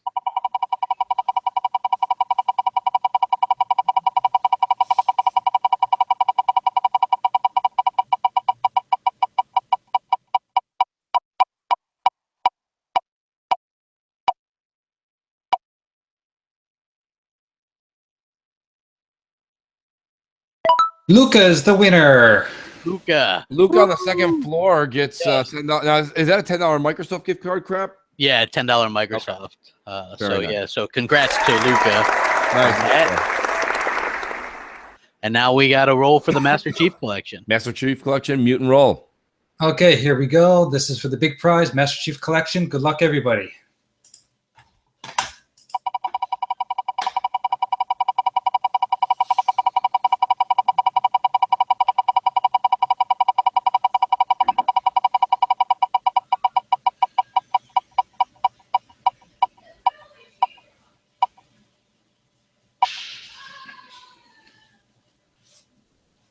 Joseph, congratulations, Joseph. Nice work. Yeah, Joseph had a good call in too. So much deserved, well-deserved victory there. Yeah, absolutely. That was awesome. So congratulations to Joseph and Luca. You guys both won. And the real winners are everybody in the Xbox community. You guys are awesome. Thank you guys for supporting us. And I hope you guys all have a really great week. Xbox Nation will be on Wednesday as usual, since that's not a holiday per se or anything. So and Crossfire's back on at 7 p.m. Eastern on Friday. I appreciate everybody in the well thoughts and great wishes for Christmas, as I enjoyed visiting some family this weekend. So we will be back to our regularly scheduled program on Friday. Absolutely. So while J Dubs put us in that studio mode. Studio. Today, I feel like the luckiest man on the face of the planet. Good night, everybody. Let's go, G-Man. Go watch your football. Spend time with your family. Yeah, I love the XSplit broadcaster gang. Where's our little outro? Yeah, well, that's the way she works sometimes. Okay, well, that's fun. Go ahead and play us out. Rack 'em up, guys. Have a great week. Peace. Thanks for watching.